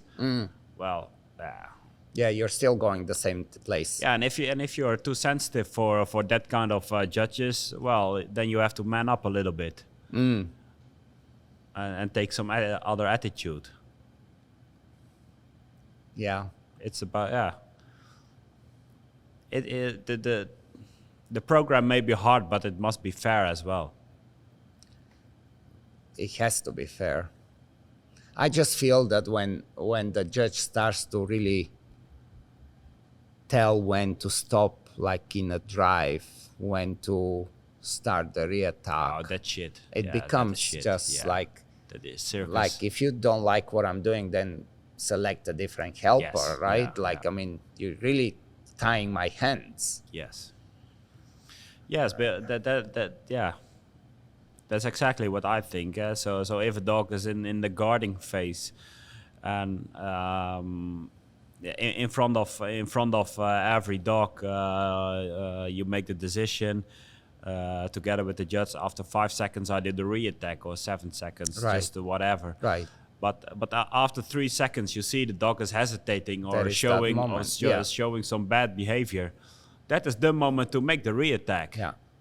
And if your hands are tight, yeah. then it takes away more opportunities to show things. What do you think about the active and silent guards? What do I think about? Like some trainers, some judges don't like silent guard altogether. Something has to be active. Some judges recognizing the silent guard when the silent is not necessarily a guard, but it's just I'm just sitting here waiting. I'm not looking away, but I'm sitting and waiting. Or if it's a active guarding, well, maybe the barking is just it's very active, but there is no demand. And like Well, do you it's the have same problem. anything? It's the same problem in my eyes. A silent guarding can be active as well. For sure. That's the whole difference. If a dog is just sitting on the ground with his ears half back, then it's not active. Then it's forced to guard in silent. Well, if a dog is with the ears up and with a lot of intensity, Yeah, for sure. standing there, Nothing. for me that's okay. I think the silent Kind of like that dog at the Theo Sporer had at That's It last weekend. It was all silent. It was amazing. I mean, it was amazing. Like really, really cool to watch. And I think it's hard for judges when you see a dog that comes in the blind and makes really,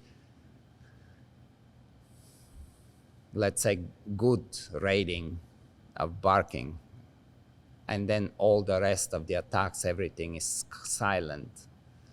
but you know why it's silent, because the dog is just doesn't have that confidence to go your mind. Yeah, It's a tricky thing with the sport. It's interesting. It's important for judges that they can that they understand that kind of things, and Right. that's why it's important that the judges also are still active. Yeah. With dogs, and yeah. well, I'm happy in the Netherlands that the most judges that are judging are also handling dogs, and I can really appreciate that in a judge. If they are competing high level or not, that But they're still in the game. they're still in the game. That's- They're yeah. still working with them, and they experience how difficult it is to get somewhere. And Because it's easy to forget what you just said, what it really takes to appreciate when somebody comes on the field with their dog, you know?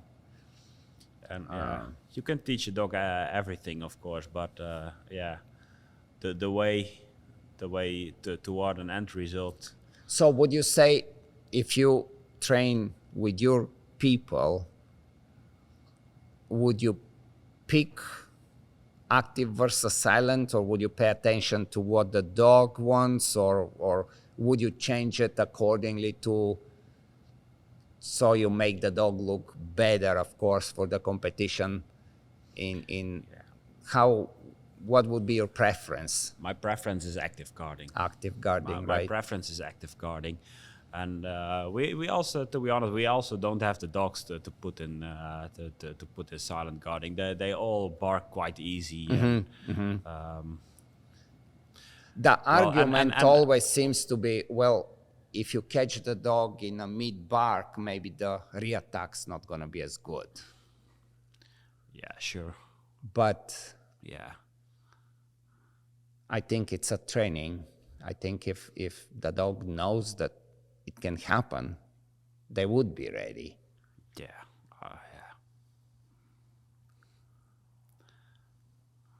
And then sometimes as a helper, you purposefully have to not just wait for the right moment, but make the reattack when they're not ready, so they know that it can happen. Yes. That's all it takes, right? Yeah, it's all practicing, doing it a lot of times, and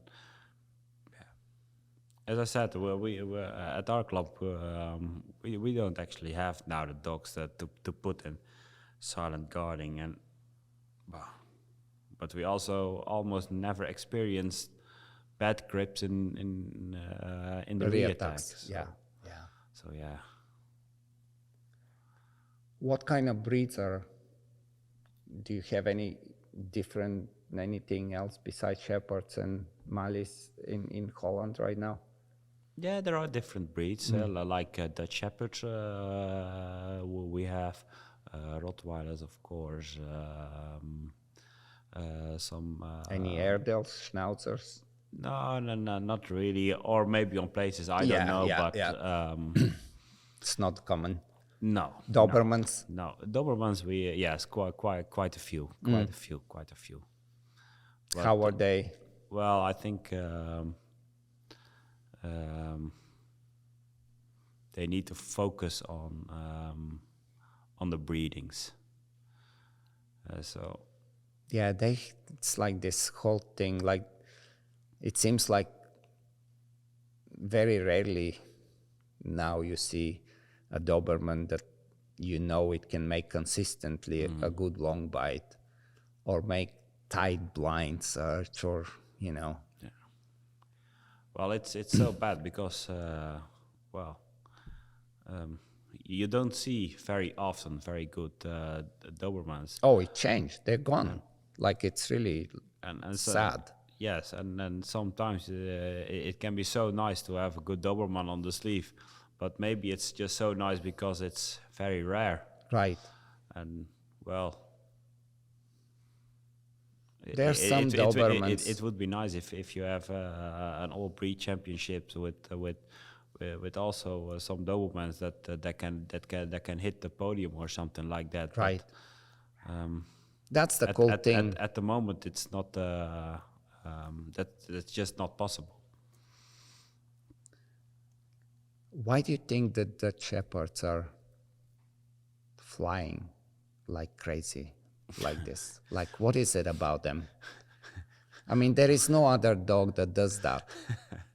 Well, I think it's also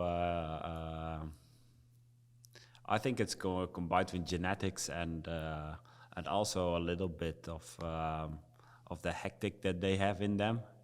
Just Just impatient, like I gotta go. Yeah. And well, I think it's a combination of but they're both, still but different because, you know, like they could be, well, the Dutch Shepherd, they can vary quite a bit in temperament and even size. But for some reason, most of them, they just, they take off. Yeah. Well, I like to see it, by the way. right. Well, why? Yeah, I don't know. I But do you believe, think I believe something to strongly do in with genetics. KMPV selection or because it continues, it's not going away. Yes, but then it's genetically. Right, it is somehow. Yeah. But I don't think KMPV ever wanted to select for that.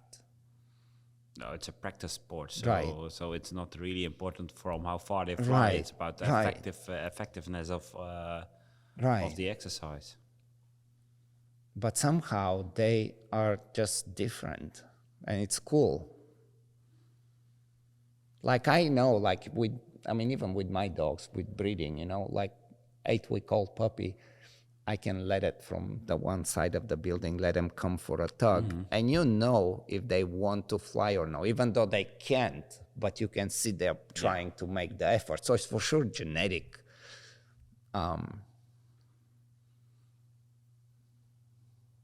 But yeah, the shepherds, it's interesting. They're just, I mean, really, they just go, bah. Yeah. It's Pass like to the back and phew, and the grip is always solid, and it's always, you know, like. I mean, I'm sure there is hectic dogs and nervy dogs and chewy and. yeah, that's a way of teaching, of course, as well. So, well, Do you take any of the techniques or anything from KMPV training? no, not really. No, right? Not really. No, not really. Well, we have, of course. I don't know how many KMPV clubs. Of Because, course. yeah, It's a profession. I mean, it's really. you can find them everywhere. But I like the beauty of the details from IGP, and Yeah. it never attracted me to go to KMPV to work their dogs. It's a very quick turnaround. It's like and it's different. It's It's just different. And what about ring sports? Are they? Is like Mondio ring? Anybody doing or? it doesn't have my focus No. to know all that kind of thing. So I don't know how many or how popular it is. I also even don't know. But well, if I talk with some people around me, so some are really like the Right. Mondio ring. More conversations. Yes. What Yeah. about PSA?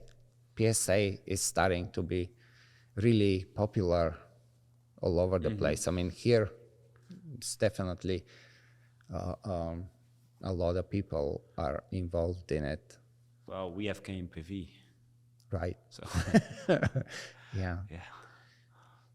There were a few times that there was attempts to start KMPV, serious attempts over the years, but never happened. It's not a. Well, it's a different world, I think. Yeah, just as you said, like if you compare it with what we are doing, that well, it's completely different. Maybe more in the nature of the dog, because we are trying to manipulate a lot of things. Back to IGP now. How much like most people up to certain level, they just want to do protection and don't really understand that having a dog listen to them, that they can do good obedience, will help them in the protection too. How are the people, the trainers in Holland? Do they also, like here, getting excited about the protection? No, it's more multiple phases sport. Yeah. Yeah. And I think it's important. Yeah, for sure. I think it's important.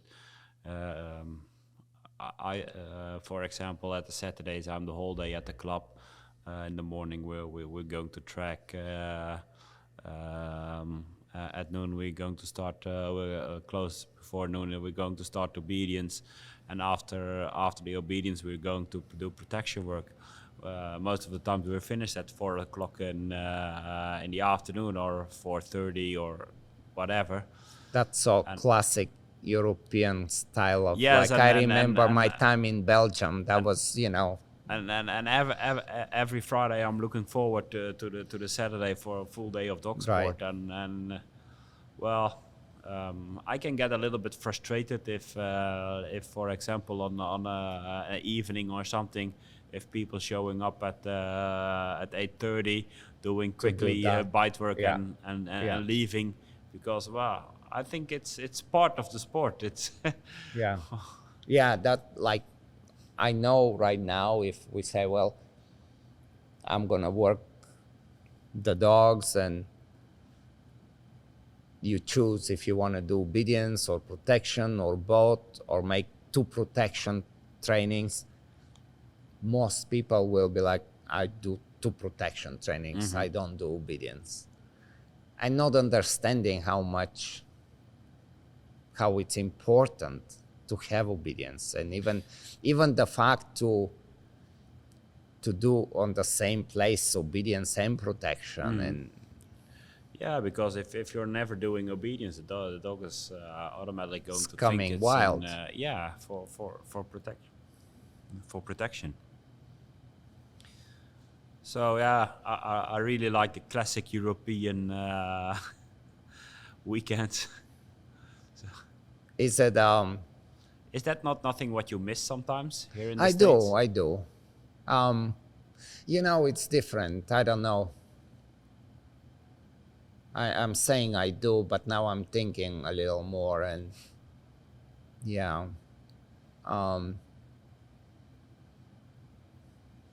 I don't know. I don't even believe there are too many clubs left in Europe that are still having that structure. I think Europe, I mean, a lot of the clubs are kind of the same. It's like, well, there is a helper, and that helper now charges money for the people to train with them, and it's not like the club kind of how it used to be. But maybe it's different in some places, as you say. But I mean, I remember way back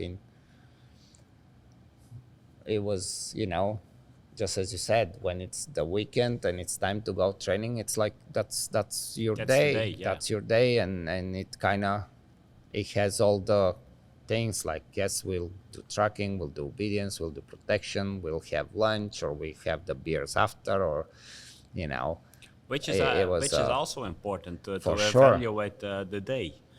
And the good thing about to see all the faces at one day is a little bit dedication, but also to see the dog sport how it really is, and learn from each other. And how many people typically, like active people in your club, for example? What do you think? Like 15, 16. That's a lot. That's cool. Well, it can be better. But sometimes you have if you have too many people, it starts to, Yeah, it's you going start to rush, feel the rush, yeah, right? yeah. And some dogs, some people don't do well in this kind of, Yeah, especially when they are quite new. right? Because if you're rushing, you're going to be a little bit. You're stressed anyway, and that kind of makes it. So, do you have? Are you training anything right now? You're on no. No, I'm not yet a dog handler. I have my own work, of course, and Yeah. beside that, I put a lot of energy in the helper work. So, What are the chances, do you think, for the stick hits to come back?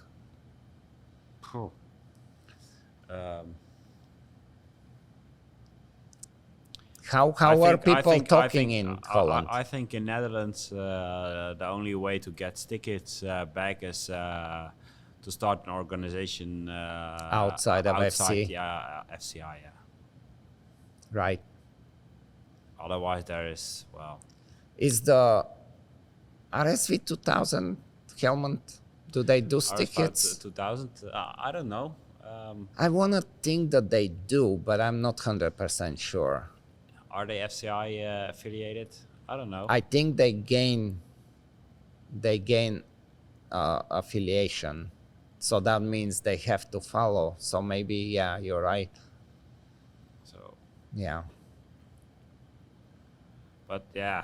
What about the prong collars and electric collars? What's happening in Netherlands now? Well, they are. I know there was like this moment 2 years ago and kind of seemed like it got under control, but now they changed and there is a ban, right? There is a full ban of it. Prong collars, electric, everything, yes, right? Yes.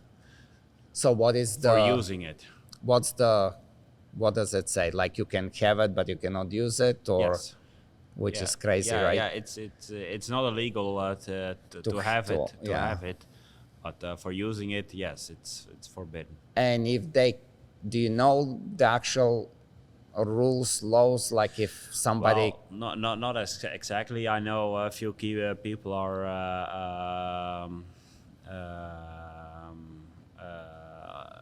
that got in trouble or that got in trouble, yeah. And well, the official rules are, as I know, is that they take the dog from you and you have to pay a very high bill. What can goes up to 20,000 euros, something like that. Ooh. So that are quite hard consequences. Yeah. How much they are reinforcing, how much they are watching, or people watch themselves, or how does it go? Well, yeah. Like I know when people come and train with us here, and they're just. You should not use it in the Netherlands. Right. So, well, they are checking. They are checking. So. Mm-hmm. And so, how does training look like if you never have to use it? How do you compensate for that? Well,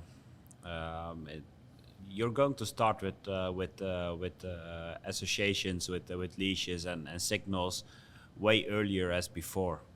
Mm-hmm. So for every behavior, you try to teach it already with a signal, so the picture is more clear afterwards. And well, the classic conditioning and the repeating. So in some ways, it does make you a better trainer for sure. Yeah. But do you think there are disadvantages to not having those tools? Well, if my personal opinion, if you teach an exercise correctly, there are no side effects for correctly using wrong color or something. or something. Yeah, it doesn't matter what, but Right.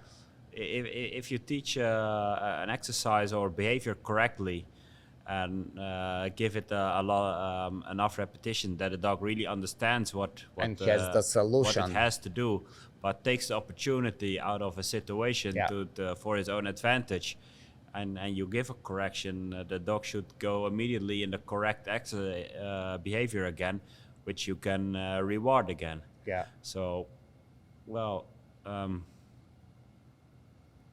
and I didn't see any side effects of that kind of things. Was there any opposition when they tried to make the restrictions, the bans? Yeah, they did, but I think at that situation, the KMPV trainers didn't help with the style and the type of, No, like they're pretty hard, yeah, and yeah, I that think did not help. they no. did not help That did to not help. to defend that, right? No, that did not help because they were on television show, Right. a hidden television. So there was one guy with the camera, and well, been to one of the worst places, I think, and it was on national TV, so everybody saw it, and Yeah. that's not supportive for the sport. Yeah, it's unfortunate. And yeah. But when a ban is coming, it's always the question how many attention you must give it. So well, if a lot of people are going into protest, maybe you get that the wrong attention. Yeah. So it's a very difficult discussion. In the States, they try all the time, but I don't know. Somehow we have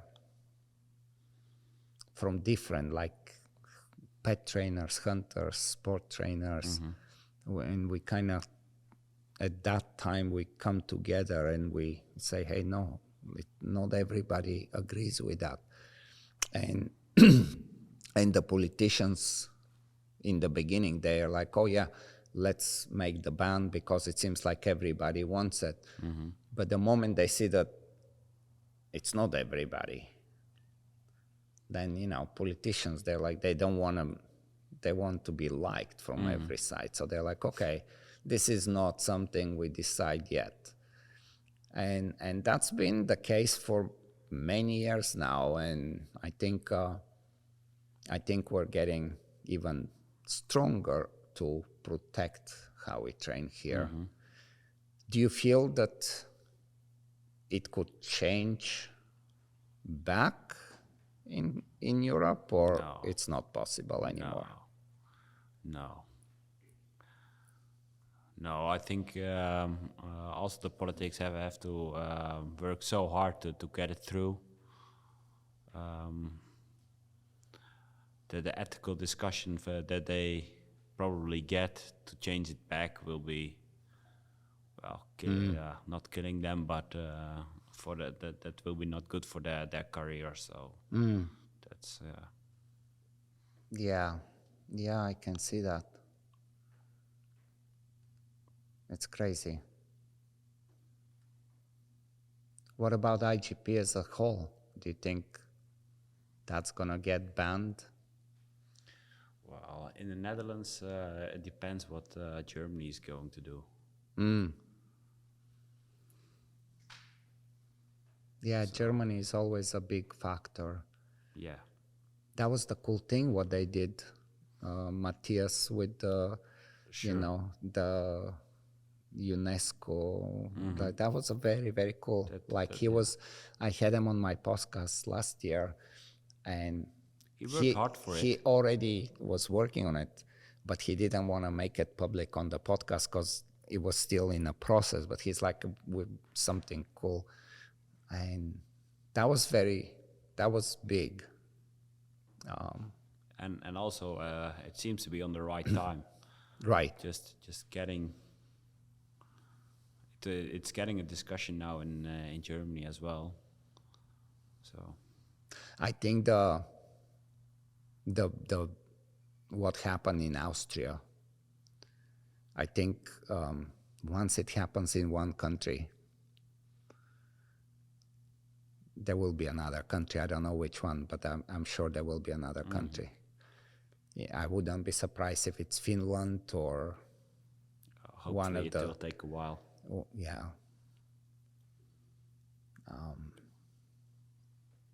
But that's the difficult part with the sport, because it's like, well, we're trying to make it so, okay, we take the stickets away, we take this away, we take this away.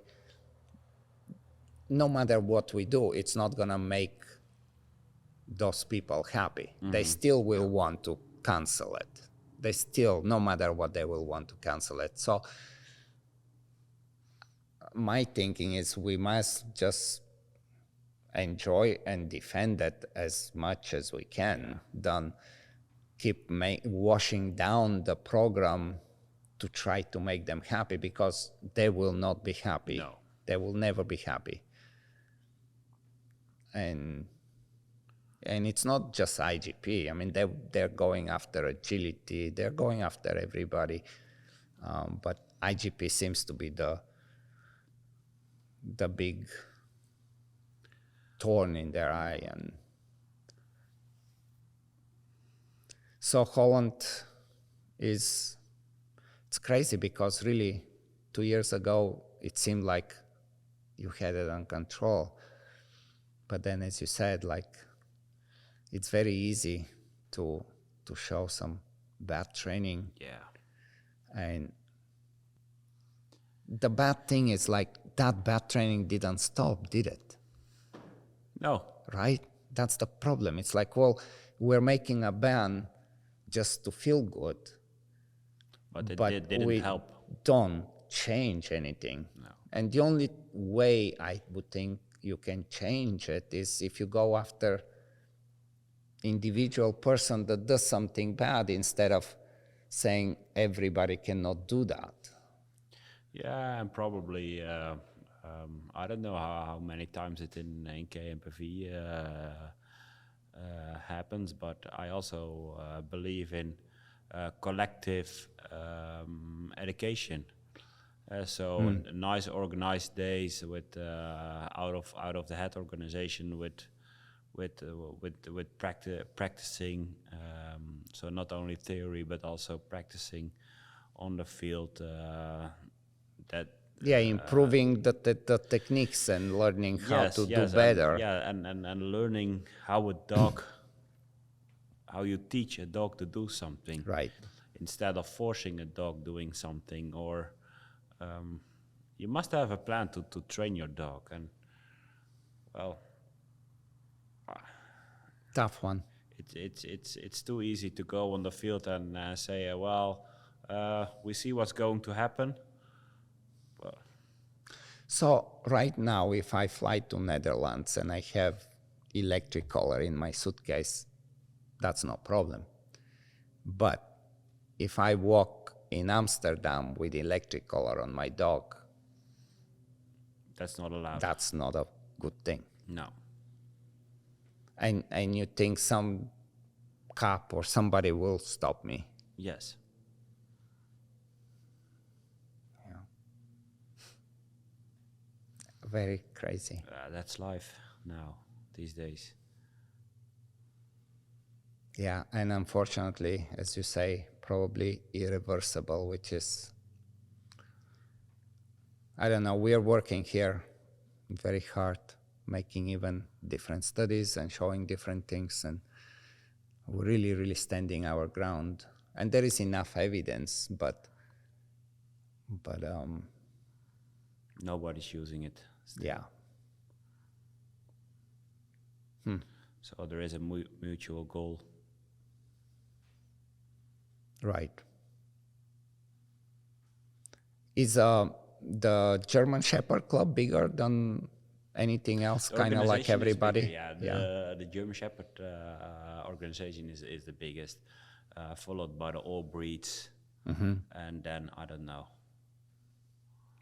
How big do you think the Malinois community? It's not so big. Not big, it's right? Not so big. No, We're it's not so here either.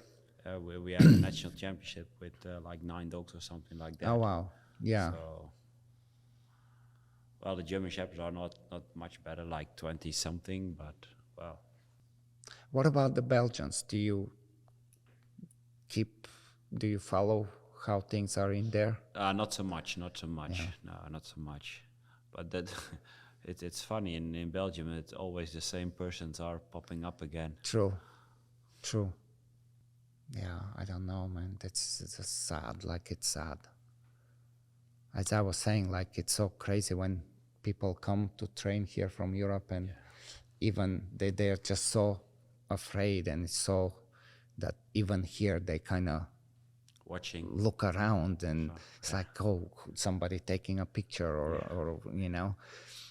And we are completely the opposite. We're just like, which can create a big problem for somebody like me going in Europe and not just not thinking at the moment, because I would put a prong collar and I will take my dog to town, just you know, just very normal, and it is, you know.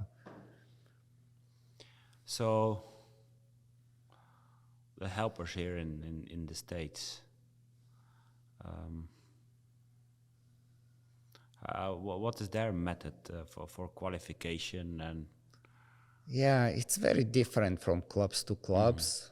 So like let's say the competition that's coming, the All Breeds in May, they basically they announce, and then helpers that want to try, they send their resume, and then there is a committee, a team that looks over, and hopefully they have the knowledge to decide, well, these few helpers are good. So that's one way to do. The USCA, the German Shepherd Club, they have a very serious program as far as selecting helpers, and just because they have a lot of numbers, they have a good number of good helpers always for competition. In the Malinois, we've been trying for quite some time. In the last few years, there was a big push to have, some, like, we have a helper committee and helper program. But for some reason, the club just had so many problems. It's sad because, again, we're like 300 people, and we cannot agree on who's gonna lead and where we're going. So even though there is a idea and there is good people standing behind the program with the helpers, it's overshadowed by all the problems the organization's having, and that's bad. I'm sure one day it's gonna take off, because there are few of the people that are in the helper committee, and the knowledge is there, and the people that want to is there. It's just that, the club itself is going through a lot of struggle, and 300 people, and we can get along, which is normal, but we don't need to get along. We just need to follow rules. And yes, and if it started, probably it gets almost automatically through. Yeah, right now it's very polarized, and it's like everybody's against, like, it's like 5 people against these 5 people against these 5 people, and it's like, we need to reset. We need to, like, this cannot go on. It's not good for nobody. No. But I mean, that's the idea. I think we will get there, as long as there are still competitions. That's the thing. Like, I wouldn't be surprised if all of a sudden, as you said, Germany, out of nowhere, some political decision comes, and next thing you know, there is no more World Championships, On the other hand, this might not be a bad thing, because that probably is the only answer and the only reason that the sport people will get forced to start a different organization that is not FCI related. But as long as there is FCI, I don't think, even though everybody complains, it's not easy to start the organization like this. It takes a lot, and it's a company. Yeah. So Yeah. Well, we take some good rest. It's kind of hot now, Florida. It's different. Different from being in Netherlands. yeah, true. What do you think when you come here? How is it? The level of training, the level of dogs comparing to home. What do you think? It depends where you're going. Right. Depends where you're going. I wish we have more clubs focused on in getting better dog training, better methods, better understanding how make things happen. At home or here? Yeah, at home. At home. Well, it's the tradition probably too, no? Yes. So there's a trainer, and people are getting pushed by a trainer, and that trainer is instructing 4 or 5 people at the evening, and that's it. So people are taken by the hand and told to do something instead of forced to think by themselves to create something by their own. And of course there are some places that is doing very, very good, but the traditional thing, we need. I think it's more expensive on top of everything else, but it's just more expensive to do the sport here because everything is so far apart. Just to travel, to go to somewhere to track, for example, or to go to a helper that has decent knowledge, that you know that it can really help you. Sometimes people drive, 2 hours is nothing. 2 hours is super easy. And 2 hours you'll be in Belgium or France if you want to, But we don't have to pay for helpers as well. Right. So at the club, they pay a contribution. And well, they can track and they can do obedience. They can use the facility, and at the clubs they have a helper. They can use the helper most of the times. Do you still have enough tracking? Like I know, like in Belgium, I remember, back when I lived there, there was so much, and now